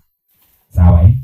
Kwa hivyo wanawake ni kanisa, lakini sio kanisa moja, sio mwanamke mmoja atamuendea Kristo, ni wanawake 7. Ukisoma ndani ya maandiko 7, nataka nikupe pia assignment. Mungu aliumba dunia hii kwa siku 6, ya saba akapumzika. Mtu anaitwa Naamani alikuwa jemedari mkubwa sana, alipata kitu inaitwa leprosy. Mungu akamhurumia, akamwambia enda uoge katika mto Yordani. Mara ngapi? Mara 7. Waisraeli wakaambiwa wazunguke ukuta wa Yeriko siku ngapi? Siku 7. Unaona 7 ndani ya Biblia maana yake ni ukamilifu, yani completeness. Sawa? Kwa hivyo ukisikia wanawake 7 ni makanisa yote katika nyakati za mwisho watamuendea mtu mume mmoja. Unaona? Ndio unaona ukisoma Ufunuo, sasa tunazungumza kuhusu mtu mume ni nani. Sawa? Mtu mume ni Kristo. Mtu mume ni Kristo. Kusoma kitabu kinaitwa Ufunuo 19 mstari wa 8 ama wa 7 ukianzia. Inasema bwana harusi yuaja, naye bibi harusi ambaye ni kanisa lake amejiweka tayari. Kwa hivyo Yesu anafananishwa na mtu mume atakayelioa kanisa. Unaona? Yeah. Kwa hivyo makanisa yote 2025 yanataka tu kuitanishwa na Yesu. Lakini baada ya kuitanishwa na Yesu, sikiliza kile wanasema, watamshika. Rudi Isaya 4 mstari wa pili. Sasa hapo wa kwanza, lakini umalizie last part, alafu namalizia. Naona muda. Mstari wa pili. Isaya 4 hapo tu mstari wa kwanza tu, hapo sehemu ya mwisho. Ya mwisho. Wakamwendea mtu mume mmoja, wakamwambiaje? Mmoja wakisema tutakula chakula chetu. Hebu sikilizeni. Watasema sasa makanisa haya, tutakula chakula chetu. Ukisoma kitabu kinaitwa Waebrania 5 mstari wa 12. Usisome mwalimu wangu. Ninawapatia wasikilizaji assignment. Chakula ndani ya Biblia ni neno. Soma 5:12 inasema nyinyi mlikuwa mlikuwa mmezoea kula maziwa. Unaona Msile sasa chakula kigumu, chakula kigumu, yani kifananishwa na neno na watu wasiokomaa sana katika imani. Lakini chakula kwa mujibu ya Biblia na unabii wa Biblia ni neno. Pia ukisoma kitabu cha Mathayo 4 wakati Yesu anajaribiwa, mstari wa 4, wa 5 na 6. Jaribio la kwanza, Yesu anaambiwa na shetani ubadilishe mawe yawe nini? Yawe mkate. Lakini Yesu anamwambia shetani, wewe nenda zako, mtu hataishi kwa nini? Kwa mkate peke yake, lakini ila kwa neno la Mungu. Kwa hivyo mkate ama chakula ni neno. Kwa hivyo haya makanisa yote katika siku za mwisho wanamwendea Yesu, wanamwambia sisi tunataka tukule chakula chetu, sio chakula kimetafutwa na huyu mume. Hatutaki chakula cha Yesu, hatutaki neno la Kristo. Sisi tu tunataka tukule chakula chetu. Ina maana mafundisho, mwalimu alitangulia kusema, mafundisho tutakayofundisha ni yetu sisi. Na hapo ndio makanisa mengi yamepotea. Na watu wengi wamepotea. Wamejitenga na imani. Kwa nini? Kwa sababu hawataki neno la Mungu. Hawataki kusoma. Na baada ya kusema hatutaki chakula, hebu endelea. Nini kingine hawataki? Watakula chakula. Isaya 4, rudi. Tutakula chakula chetu, halafu lakini tuitwe tu kwa chakula chetu na nini nyingine? Tutakula chakula chetu na kuvaa nguo zetu wenyewe. Siku nyingine nitakuja na habari za mavazi. Ukisoma kitabu cha Mathayo 22 kuna historia ya mtu aliyepatikana kwa harusi. Na huyo mtu aliyepatikana kwa harusi alipatikana kama hana vazi la harusi. Na Yesu ukianzia 1, Yesu anasema ufalme wa mbinguni unafananishwa na mfalme aliyewaita watu kwa karamu ya harusi. Lakini hao watu wakakataa kuja. Sasa akasema wezi, walevi, kila mtu atapata jiani wali, wote wakaenda harusini. Lakini kuna mmoja akapatikana hana vazi la harusi. Wewe enda kwa muda wako usome huyo mtu alifanywa aje. Na hivyo ndivyo hata Wakristo wa leo hawataki vazi la harusi. Vazi la harusi linapeanwa na Yesu peke yake. Lakini hawa wametusema tunataka kuvaa nguo zetu. Hebu soma ama usisome tu, lakini ukisoma Ufunuo 19 mstari wa 8 inasema nguo ni matendo ya haki ya watakatifu. Unaona? Sasa makanisa saa hii habari za vazi la Yesu, yani matendo ya haki, hiyo hawataki. Lakini wakasema tunataka nini? Tumesikia hapo mbele tu. Baada ya kusema hawataki chakula, neno, na hawataki nguo za Yesu, wanataka nini? Wanasema kwamba watakula chakula chetu, chakula chetu na kuvaa nguo zetu wenyewe. Lakini tuwaitwa tu kwa jina lako. Unaona? Kitu wanataka tu kutoka kwa Yesu ni jina la Yesu. Ndio unaona ukienda makanisani utasikia tu zimeandikwa Church of Christ, Jesus Fellowship Center, Bethany Church, Kenya Assemblies of God, Kenya Assemblies of God KAG. Ingine wanasema yani zote lazima ziitanishwe na nani? Na Mungu ama na Yesu. Wanataka tu jina. Wanataka tu jina. Na ukiingia hapa ndani utasikia katika jina la Yesu, katika jina la Yesu. Hiyo hautakosa kusikia. Lakini sasa ukiwahesabu katika habari za chakula cha Yesu, kama wanataka, hiyo hawataki.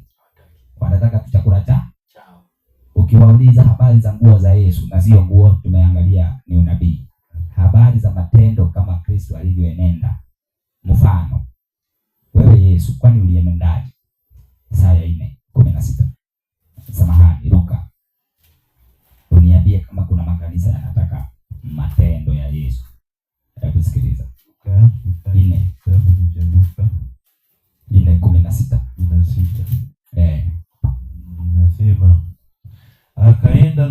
Nazareti, hapo alipolelewa Yesu aga akaenda Nazareti, hapo alipolelewa. Na siku ya Sabato akaingia katika sinagogi, akafanyaje? Kama ilivyokuwa desturi yake. Kwa hivyo ilikuwa ni desturi ya Yesu. Kila Sabato anaingia katika sehemu ya ibada, anawafundisha watu na anasikiliza habari za Mungu. Sasa ukienda kwa makanisa ya leo, Sabato wanaitaka hawataki. Ndio Isaya akawaona zamani, makanisa yatamwendea Yesu, wamwambie sisi tunataka tu jina lako, lakini chakula usitupe, nguo usitupe, tunataka tu jina lako, ili rudi Isaya, ili ufanyeje? Asante, ili utuondolee aibu. Ndio naona wote wanataja Yesu ndio waaminike ni wachungaji wa Mungu, lakini sio wa Mungu. Ni aibu tu wanajitoa, ni uganga unaendelea makanisa, uganga. Hata hii mambo unasikia sijui viwete kaponywa nini, hiyo ni lesson ya siku nyingine. Juzi tumeona Awori huko Nakuru. Ndugu yangu wewe ndio umekuwa sehemu hizo, sijui kama ulipata nafasi kupitia huko kuangalia. Aliweka jambo. Najua leo Wakristo wengi wamedanganyika kabisa. Kwanza unajua ile ujanja ambayo wale ambao wanajiitanisha na Mungu wanatumia hiyo nafasi. Kwanza wanawauzia washiriki uoga, wajue kwamba hakuna kitu wanaweza, ile kitu nabii amesema ndio hiyo. Anaweza akaharibu maisha yako ama anaweza akakutangazia baraka. Kwanza wanasema ati usimnyooshe kidogo mtumishi wa Mungu kidole. Lakini sasa unajua maeneo haya yanakuwa Bwana akitusaidia, na wakati wote tuzidi kuomba ya kwamba kabisa kupatikane wakati ambapo Bwana ataweza kutujalia tukutane na huyo kiongozi kabisa, na watu waweze kufuatilia. Maana unajua wengi ni wazee, wengine wa mama, watu wa heshima zao wameamini yeye kabisa. Lakini cha ajabu unapata kwamba mtu ni kama amekorogwa kabisa. Unaona hata huu muujiza unaofanyika ni wa uongo. Lakini yeye anaona hii ni ya Mungu kabisa. Kwa sababu mtumishi, wacha nikutolee mfano. Amefanya muujiza juzi. Akaponya wanasema. Niliona brother kumeletwa madaktari 9. Ndio. Wamevaa zile, yani madaktari professional. Naam. Wa kuprove ati ni miujiza ya kweli. Yaani hizo ni drama. Sasa kuna yule ambaye aliponywa macho, alikuwa kipofu. Alafu baada ya kufunguliwa macho akaulizwa hiyo ni kala gani? Akasema ni white. Sasa ndio tunajiuliza, yule mwenye alizaliwa akiwa kipofu anajuaje hii ni kala fulani na hii ni kala fulani? Alijuaje? Unaona, hiyo ni miujiza. Na watu unajua wengi wana heshima zao, wanaamini kwamba ameponywa. Wanaamini kwamba ameponywa. Na wanamfuata kwa sababu ya ishara hizo za uongo. Ndio. Sasa unapata katika maeneo haya ndio kazi kubwa inapaswa kufanyika. Yaani ndugu yangu, yaani kama kuna nabii ambaye amewapotosha watu ni Awori. Kweli kabisa. Huyo na yule wa kule sehemu za Mabueni naitwa Ezekiel. Hao ndio. Na kama kuna mtu anayesikiliza anaweza kutupatia link ya kupata hao watu. Naam. Atuambie. Na wasitumie mambo mingi. Hapana.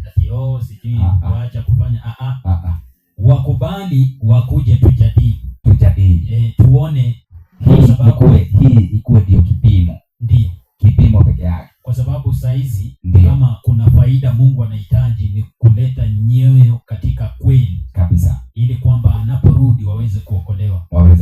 Sasa unajua sisi tunaona vibaya sana ikiwa watu wengi namna hiyo wameweza kushawishika na huyu ambaye anajidai ni mtumishi wa Mungu. Ndio. Na anajua kile anachofanya ni gani. Anawaelekeza watu sio kwa Kristo kabisa. Yuko na nia yake. Wengine wanatafuta umaarufu. Umaarufu na mali. Niliona ka clip kamoja kwa TikTok. Yaani mtu anaitwa Awori, sijui walikuwa waliambia watu watoke barabara, magari zote ziwekwe parking kwa barabara. Ndio. Ati ndio mtumishi wa Mungu afanye nini? Mtumishi mgani wanakupisha watu? Hakuna mtumishi wa Mungu hapo. Hakuna. Unajua Wakristo wangesoma maandiko vizuri. Ndio. Unaona ndani ya maandiko kulikuwa na watumishi wa Mungu, manabii wengi kabisa. Lakini hatujaona nabii yeyote wa kweli akiwa ametafuta msaada na security ya serikali. Hakuna hata mmoja. Hakuna. Lakini leo unapata kwamba yani anaingia kama president. Yani alipita na magari zaidi ya 20 kabisa, na zile kubwa kabisa. Na mabodyguard wale wakubwa wanakimbia wakikimbiza gari. Sasa watu ambao walikuwa wanasafiri ndio waliona shida mwalimu wangu. Maana walikaa kwa jam kwa muda mrefu, hata nabii anakuja kupita. Ndio. Magari yanasimamishwa na pia anakuja kupita.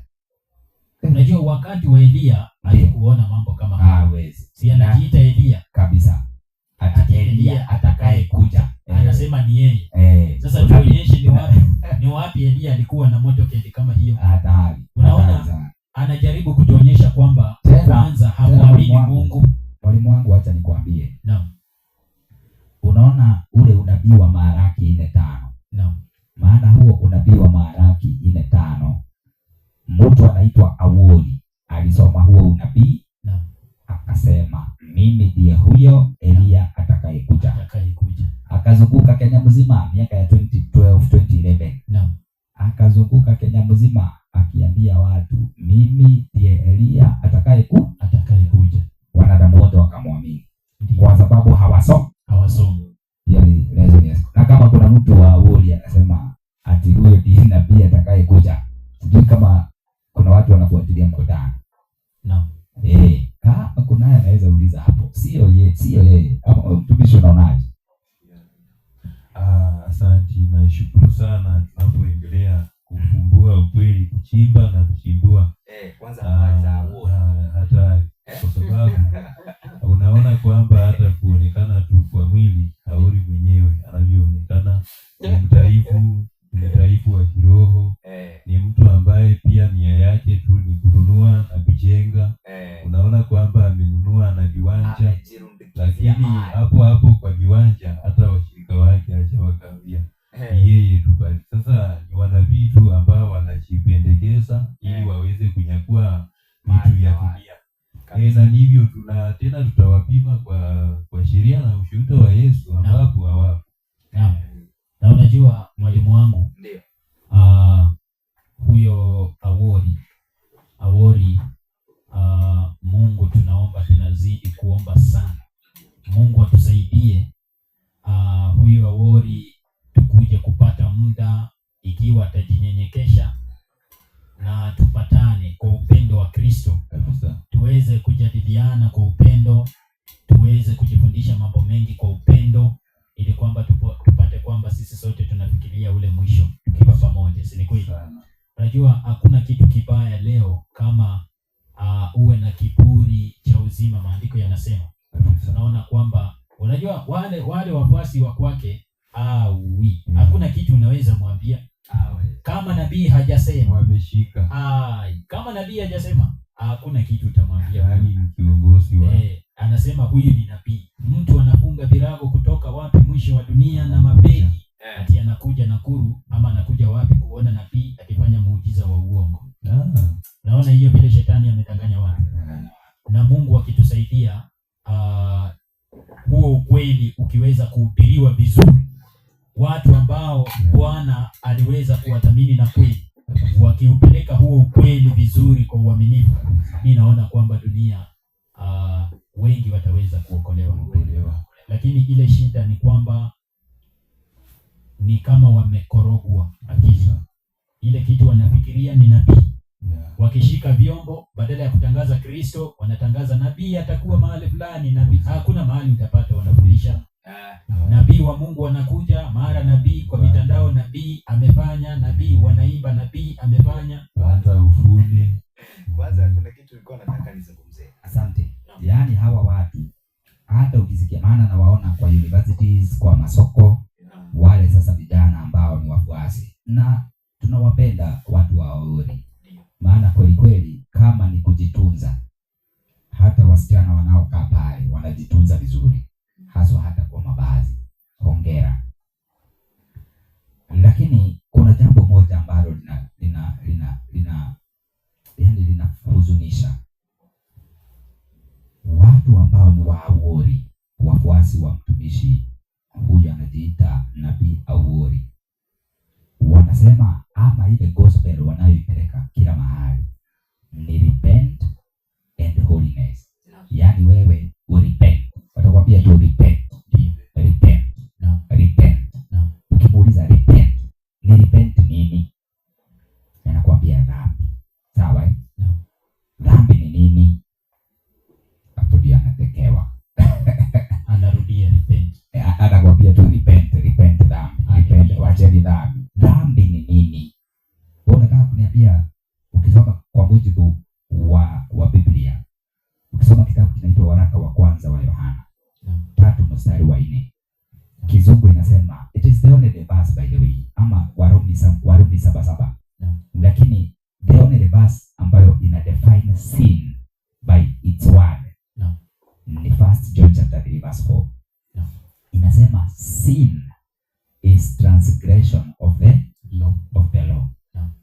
Sasa mtu wa Awori ukimuuliza sheria ya Mungu ni sawa, wanajua habari za wizi, kuua na hizo zote, lakini ukimuuliza kuna amri ya 4 inayosema ikumbuke siku ya Sabato itakase.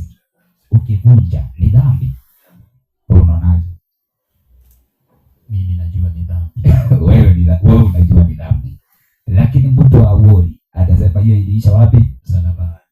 Na ndio maana hiyo lesson ambayo tumefundisha hapa, wasikilizaji, mnahitajika kuielewa kwa upana mrefu. Kwa sababu wewe hata ukishinda ukiambiwa repent na haujui dhambi unayoirepentia ni gani, tena hata umekataa amri ya Mungu, kwa hivyo unafanyaga dhambi na hakuna siku utarepent. Wewe unafikiri kwa Awori kuna siku atasema repent kwamba tumefanya kazi Sabato? Hawezi. Kuna siku itafika? Haiwezekani. Unaona? Kwa hivyo mwisho wa kuisha tumesoma hapo, hata kama umeongozwa na mtu ambaye ni kipofu, hata wewe haupo. Hiyo ndio kitu cha kutukitisha mwalimu. Na mwalimu, ndio najua kwamba wengi wanatusikiliza kabisa, na hiyo message ya Awori ile anapeana ni message mzuri, lakini sasa imebeba uzito gani? Kwanza kabisa, yeye kwa mtazamo na tukitumia maandiko, huo ujumbe anapaswa kuhubiriwa yeye. Kwa nini? Anaposema repent and be holy, una repent kwa sababu umetenda dhambi. Na unaposoma Matendo ya Mitume 2:37, 38, 39, walipoyasikia hayo mahubiri, wakachomwa mioyo yao, wakauliza tutendeje basi ndugu zetu? Petro na mitume wengine wakajibu wakasema, tubuni. Na maana unatubu kile ambacho umekosea na ukajua kweli, kwa hivyo unatubia dhambi. Na dhambi vile mwalimu ameweza kusoma katika moja waraka wa kwanza wa Yohana 3:4 ya kwamba dhambi ni uasi wa sheria. Sasa ikiwa anasema tubu, ina maana unafaa kutubu kwa sababu umeziasi amri za Mungu, ikiwemo Sabato. Na yeye tunaona kwamba amekamata sana ibada ambayo si ya Sabato kabisa. Sasa anapaswa kuambiwa repent. Yeye sasa aambiwe repent. Anapoambia watu repent and be holy, yeye anafaa kuhubiriwa hiyo, aambiwe kabisa repent and be holy, kwa sababu yameachana na amri za Mungu kabisa. Ndio hiyo sasa ni kiongozi kibofu ambaye pia anaongoza vibofu. Ndio hiyo kweli kabisa. Sasa watu wa Mungu waweze kuwa makini na waelewe ya kwamba hii ndiyo jumla ya maneno yote yamekwisha sikiwa. Nasema Kohelezi ama Mhubiri kasema 12 aya yake ni ya 13 nadhani kabisa, ya kwamba hii ndiyo jumla ya mambo yote yamekwisha sikiwa. Kwanza mcheni Mungu na kuzishika amri zake. Kwa nini? Kwa sababu kwa maana hiyo ndiyo impasayo mtu. Hivyo ndivyo inavyompasa mtu. Inasema hivyo kumcha Mungu na kuzishika amri zake kabisa. Hiyo ndiyo jumla ya maneno yote yamekwisha sikiwa. Yaani mimi huwa najiuliza kuhusu huyo mhubiri. Naam. Yaani aliona mambo yote, sijui kusaidia kufanya kila kitu duniani, kukaa maisha mzuri, kuomba, kufanya kila kitu, lakini akasema jumla. Naam. Yaani the conclusion. Naam. Ya kila kitu mimi nimewahi kusikia. Ndio. Mambo ni mangapi? Ni mawili. Na tunaona hata Yesu anakubali. Naam. Anasema hapa ndipo penye subira ya watakatifu. Ndio. Uzishike amri na uwe na imani ya nani? Yesu. Kwa hivyo hao manabii wote walikubaliana mwalimu. Kweli kabisa. Kabisa. Naam. Kwa hivyo mimi nitakuwa tu ni mwenye kumalizia hapo. Sijui kama brother utapeana comment ya mwisho, nami pia ya mwisho, halafu na ndugu, ili tuweze kumalizia. Ya vile tunavyoendelea wasikilizaji, watazamaji, unapata kwamba hii sheria ndio ushuhuda na ndio kielelezo cha Mungu. Yaani sheria ni Mungu, ni tabia ya Mungu. Sasa anapofunja sabato, tunamuona kwamba anahepa na anachukua hii ingine, hii kuficha tu na kuleta watu ambao hawasomi hili neno na kujua kweli, ili kufanya nini? Kuwapora mali, kuwapora vile ambavyo anahitaji. Sasa tukue wenye kusoma, tukue wanafunzi, bali tukiwa tu wafuasi, si tunafuata tu uongo, lakini tukijifundisha sisi wenyewe tunajua na tunapata nguvu ya kufanya nini? Ya kukataa uongo, kwa sababu tumefundishwa na tumejua. Ni hayo tu. Asante ndugu yangu, unaona hiyo point umesema. Hivyo ndivyo Wakristo wa kweli wanafaa kukubali. Na mimi pia nikiongeza kwa point yake. Sasa mtu anaweza kuuliza, mwalimu wangu, sasa kwa nini hawa watu kila wakati, yaani hakuna mahubiri yatakayoisha pasipo kutaja sabato? Ndio. Unajua watu wanajiuliza, kwa nini? Kwani hii siku hawa watu ni wasiku? Wanasema ni watu wa siku. Hawa watu lakini wacha nini waambie hiyo siku?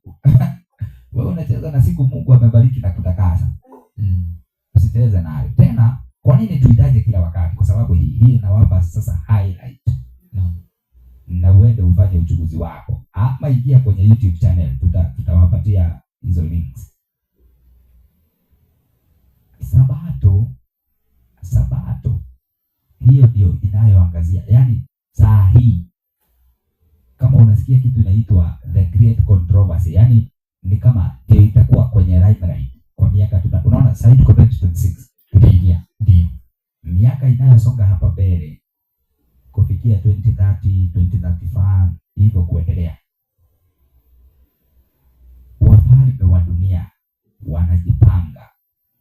wanajipanga kuweka kitu inaitwa the National Sunday Law. Unaweza kufikiria ni wazimu tu tunaongea, lakini wewe shika hiyo point, halafu uende usome kitabu kinaitwa Revelation chapter 13. Revelation chapter 13. Huwa tunatoa mafundisho mengi kuhusu unabii wa Biblia. Na tunajua ni nini shetani amepanga. Wewe hujui kwa sababu usomi. Lakini sisi tumesoma Biblia, tunajua ni nini shetani amepanga. Na kama Biblia na Mungu ametuambia kwamba shetani siku za mwisho anaweka kitu inaitwa the National Sunday Law. Wanaita Climate Sunday. Climate Sunday. Yani ati siku ya yani tunarudia Mungu ambaye ni wa zamani aliyeumba. Halafu tutunze mazingira. Ati ili kwamba hii ulimwengu urudi sawa. Wewe hizo ni mitego za shetani. Ni mitego za shetani. Tena nawaita kwa machozi. Study your Bible. Soma unabii wa Biblia. Mtumishi alitangulia kusema ukielewa ukweli utaweza kuzijua fikra za shetani. Wewe ukikuwa tu ni mtu wa kukanyaga twende, hautazielewa. Amalizia. Mimi ningependa kwamba watu wazidi kufuatilia kabisa mafundisho ambayo Bwana amewajalia watumishi wake. Ndio. Kuna jambo moja ningependa kusema kabla nimalize. Ningependa kukukumbusha msikilizaji na mtazamaji ya kwamba ndiyo uitwe mwanafunzi wa Yesu Kristo. Wacha wengine mwalimu wangu, walimu wangu. Ndio. Wacha wengine wanataka kujiitanisha na mwanafunzi wa pasta wake. Mimi ni Wang'ang'a. Mimi ni Wang'ang'a, mimi ni wa Ezekiel. Mimi naendanga kwa Natasha. Ndiye hiyo sasa. Wewe Wanataka kujiitanisha na wao. Lakini tungependa kuwakumbusha watazamaji na wasikilizaji ya kwamba ni heri ungetafuta kuwa mwanafunzi wa Kristo kabisa. Maana ukiwa mwanafunzi wa Kristo, Kristo ndiye mwalimu wako na ndiye kiongozi wako. Na ukisikiliza sauti ya mchungaji wako, wacha nisome mafungu mawili kabisa brother. Nisaidie 10:27, kitabu ni cha Yohana Injili. Usikie vile Yesu anasema. Ikiwa utaisikiliza sauti ya Kristo, usikilize vile Yesu anasema. Si wote wanasema kwamba wanajua Kristo, wao ni wa Kristo. Mwalimu amesema ya kwamba wanataka tu kujiitanisha na jina. Kwa sababu wako na aibu, wanajificha. Wanajificha tu waondolewe aibu. Waondolewe aibu. Yesu anasemaje? Kondoo wangu waisikia sauti yangu. Tunaposikiliza sauti ya Kristo, Yesu anasema kondoo wake wanasikia sauti yake. Nami nawajua, nao wanifuata. Wanamfuata Kristo. Alafu na mimi ndio nawajua, na nitawapa uzima wa milele. Watapewa uzima wa milele, maana wanajua mchungaji wao. Kristo awe mchungaji wako, wewe uwe kondoo wake, yaani uwe mwanafunzi wa Kristo kabisa. Kristo akiwa ndiye mchungaji, si ni kweli? Ndio. Anasema atatupa uzima wa milele. Na ndio ukue mwanafunzi wa Kristo, si mwanafunzi wa pasta kabisa. Kuwa mwanafunzi wa Kristo. Nisaidie Yohana 8:31 nimalizie pale. Inasema tunajuaje ya kwamba huyu ni mwanafunzi wa Kristo? Sisi sote tunataka kuwa wanafunzi wa Kristo. Tusikilize sauti ya mchungaji wetu ili atupe uzima wa milele. Soma andiko. Inasema katika sehemu ya pili. Inasemaje? Ninyi mkikaa katika neno langu. Wale ambao wanasikiliza Kristo mchungaji wao, wanamwamini, alafu mkikaa katika neno langu. Mkikaa katika neno langu. Wengine wanasema mimi tokea mwaka uliopita nimemaliza mwaka salama, nimekuwa nikienda kanisa. Naona mkikaa katika neno langu, ama mkikaa katika kanisa letu. Mkikaa katika neno langu. Kumbe hilo ndiyo jambo la msingi. Hiyo ndiyo jambo la msingi. Mwanafunzi wa Yesu Kristo, mkikaa katika neno langu, mmekuwa wanafunzi wangu kweli kweli. Mtakuwa wanafunzi wa Yesu Kristo kweli kweli. Kwa hivyo tafuta uhusiano wako na Kristo. Sikiliza sauti ya mchungaji mwema ambaye ni Kristo. Tafuta sana uwe miongoni mwa wanafunzi wa Kristo kwa kumwamini Kristo na kukaa katika neno lake. Yesu anasema sio kila mtu anasema mimi nimeokoka, Yesu ni Bwana, mimi ni wa kanisa, mimi ni mtu niliokoka mwaka wa 1972. Wazee wanatutisha huko nje. Wanatutisha huko nje. Amekuwa kanisani miaka 30. Wewe ni kijana, utamwambiaje? Kijana mdogo umezaliwa juzi, utaniambia nini? Yesu anasema ukikaa katika neno lake unakuwa mwanafunzi wake kweli kweli. Si kukaa kanisani. Sio kukaa kanisani miaka 40. Miaka 40 unatisha watu. Kanisa ngapi kwa? Waache hiyo, itakuwa ni siku nyingine. Acha tu. Kwa hivyo barikiweni watu wa Mungu. Bwana wabariki sana kwa muda wenu kabisa. Na pia watumishi wa Mungu ambao tuko na wao hapa, watumishi ambao Bwana ameweza kuwajalia. Ndio. Na ametukutanisha pamoja na wao tuendelee kufundishana, maana maandiko yamesema. Kwa hivyo tunawakaribisha tena wakati mwingine. Ndio. Tuzidi kufuatilia na tutafute sana kuwa wanafunzi wa Kristo kabisa. Na watu, mwalimu wangu. Naam. Unajua, yani hata wakisikiliza mahubiri kama haya sio ya sarakasi. Ndio. Wewe ushawahi kujiuliza kwa nini sisi hatujapeana ati sasa tukiingia live hivi tuanze kuambia watu jishikanisha na madhabahu, ama shika redio yako mwaka wa sasa hiyo wamejaa kwa redio. Na urudie maneno haya nyuma yangu. Mwaka wa 2026 itakuwa sawa. Wa double. Sikilizeni, kama saa hii tunataka kuimba wimbo wa Kristo. Yaani ni wimbo ukiusikiliza hata moyo wako unasikia umerudi katika njia ya Kristo. Yaani kwa sababu hizi ni nyimbo zilizoandaliwa na Yesu mwenyewe kupitia kwa roho wake. Unaona ndio. Si mambo tu ya shangwe haleluya, shangwe haleluya. Sasa shangwe haleluya miaka yote hii na hazikui. Kwa hivyo mwalimu wangu, naomba tuongoze katika wimbo huo. Tutumie hizi ama bwana. Tutaimba tu kwa sauti zetu. Sawa. Wimbo ukiwa namba 199, pendo ni furaha. Ya upendo ni furaha. Isi. Upendo ni furaha, ni kweli desturi yake kuzisahihisha njia zetu zote. Yupendo tu watoto wake, yupendo mwana wa Mungu, na sisi tupendane kama Baba Mungu. Amri yake ndiyo ikupendana sana. Duniani huzuni, ugonjwa, mauti, kwa pendo tu wafariji wenye mahitaji. Yupendo tu watoto wake, yupendo yo mwana wa Mungu, na sisi tupendane kama Baba Mungu. Amri yake ndiyo ikupendana sana. Na atakapokuja kutuchukua juu, tutaimba milele pendo lake Yesu. Yupendo tu watoto wake, yupendo yo mwana wa Mungu, na sisi tupendane kama Baba Mungu. Amri yake ndiyo ikupendana sana. Asante. Basi nafikiri tumeweza kumalizia vizuri.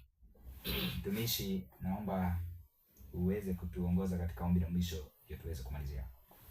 Asante. Tunapoenda kuomba, bado tunakumbusha watu waweze kutulia katika misingi ya maandiko, wajue ni kigani kile ambacho Kristo anataka aweze kufahamu. Tutafute turudi katika njia ya mapito ya zamani ambayo ni maandiko matakatifu. Yeremia ameandika katika 6:16 akiongozwa na Roho wa Mungu Kabisa. ya kwamba Bwana anasema tusimame katika njia kuu tukaone na tukaulize habari ya mapito ya zamani. Ndiyo. Hii wapi njia iliyo njema? Ina maana mapito ya zamani yaliyo ndani ya maandiko ni njia iliyo njema kabisa. Tuenende katika njia hiyo, nasi tutajipatia raha katika nafsi zetu. Ndiyo. Bwana wabariki sana. Tutaweza kufunga kwa ombi na pia tutaweza kupatana wakati mwingine Bwana akiweza kutujalia. Kabla mtumishi, labda ningependa pia kuwaambia ile channel ninayotumia. Asante. Niko na channel pia ya YouTube. Naam. Inaitwa Kilio cha Mwisho Duniani. Kilio cha Mwisho Duniani. Kilio cha Mwisho Duniani. Ukiingia hapo kwa YouTube, naam, usearch, naam, utapata mafundisho tu mengi yanayohusu habari kama hizi. Asante. Ndio. Haya. Tuweze kusubscribe, tuingie tusubscribe na tunashare wengi waweze kupata mafundisho. Tuko live sisi wote katika channels zetu. Kwa hivyo unaweza subscribe, una share, wana subscribe, mafundisho yanaendelea kusonga kwa kasi. Haya. Tuombe. Baba mfalme mwema, Mungu wetu tupendaye, muumbaji wa vyote vinavyoonekana na visivyoonekana, muweza usiyewezwa, jina lako litukuzwe.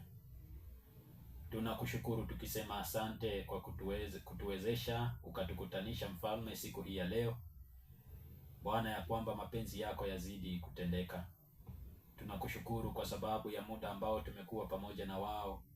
ndugu zangu katika imani, Bwana tunaomba kwamba zidi kutufunulia mengi, zidi kututuliza katika kweli, tuvuvie Roho wako Mtakatifu, tusiyumbishwe na elimu ya watu, mafundisho madanganyo matupu ya uongo ya watu wakija na hila. Tunaombea pia wale ambao wameweza kutufuatilia katika mitandao, Bwana ukaweze kuwakumbuka, tukusanye sote kwa pamoja kwa kutumia kweli yako. Tunaomba utusamehe dhambi na makosa tuliyokutenda kwa kunena, kutenda, kuwaza. Tunaomba kwamba ukaweze kutusamehe. Tukutanishe tena wakati ujao tunapomaliza kipindi hiki, uzidi kuwa pamoja nasi, tusaidie kuzidi kutafakari yaliyo mapenzi yako. Tunapoelekea hata katika viwanjani, tujiandae tuelekee, tunaomba utuongoze. Fanikisha mikutano yote ambayo umekusudia ikaweze kutendeka, ili kwamba watoto wako wazidi kuijua kweli. Bariki watumishi wa Mungu, zidi kuwa pamoja na wao katika shughuli zao hata za kila siku. Neema yako itutoshe, na ni katika jina safi la Yesu Kristo tumeomba na kuamini. Amen. Amina. Amina. Asante. Bwana wabariki sana. Kabisa. Msisahau kusubscribe katika channels zetu. Umesema yako ni gani, mtumishi wa Mungu? Kilio cha mwisho duniani. Kilio cha mwisho duniani. Kilio cha mwisho duniani. Unatafuta, una subscribe, una share. Mafundisho yazidi kusonga mbele. Biblia taa ya ulimwengu wote. Tumekutanika hapa katika studio ya Biblia Nuru ya Dunia. Mtumishi wetu Mwalimu Ndasha abarikiwe sana. Abarikiwe. Amefanya kazi kubwa, na tunaona kwamba watu wanazidi kujua kweli kwa kutumia njia ya mitandao. Kabisa. Nasi tunafurahia kuwa hapa na watumishi wengine ambao bado wanaendeleza kazi ya Mungu. Bwana wabariki sana, neema ya Mungu iwe pamoja nanyi. Anaitwa ndugu nani? Kennedy Wanjala Wafula. Kennedy Wanjala Wafula. Kule Western injili inaendelea kunoga ikishika moto. Tunajivunia. Bwana wabariki sana. Sana.